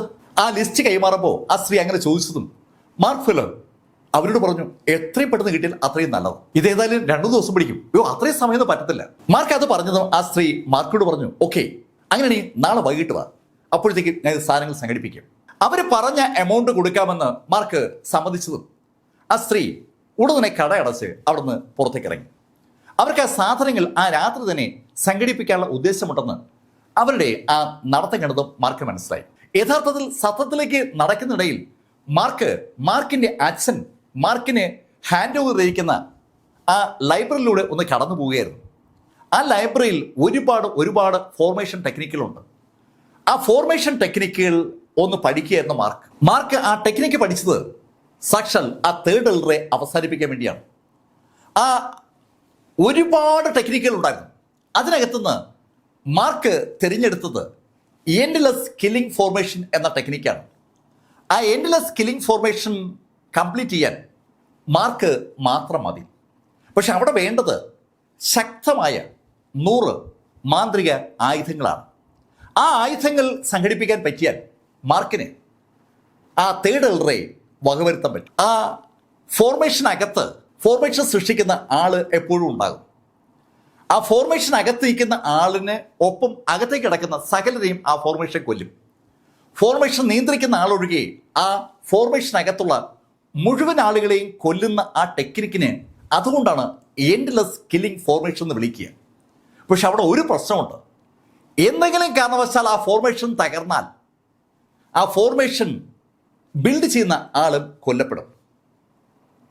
ശ്രീഹരിയെ സംരക്ഷിക്കാൻ, ആ തേർഡ് എൽഡറെ അവസാനിപ്പിക്കാൻ അതല്ലാതെ ഒരു മാർഗമില്ലെന്ന് മാർക്കിന് മനസ്സിലായതുകൊണ്ടാണ് മാർക്ക് ആ എൻഡ്ലെസ് ഫോർമേഷൻ സൃഷ്ടിക്കാൻ തീരുമാനിച്ചത്. പിറ്റേ ദിവസം വൈകുന്നേരം മാർക്ക് ആ കടയിലെത്തുമ്പോൾ ആ സാധനങ്ങളെല്ലാം ആ സ്ത്രീ റെഡിയാക്കി വെച്ചിട്ടുണ്ട്. മാർക്ക് ആ സാധനങ്ങളുമായി നേരത്തെ മാർക്ക് നോക്കി വെച്ചിരുന്ന ഒരു മലയുടെ ചുവട്ടിലേക്ക് വന്നു.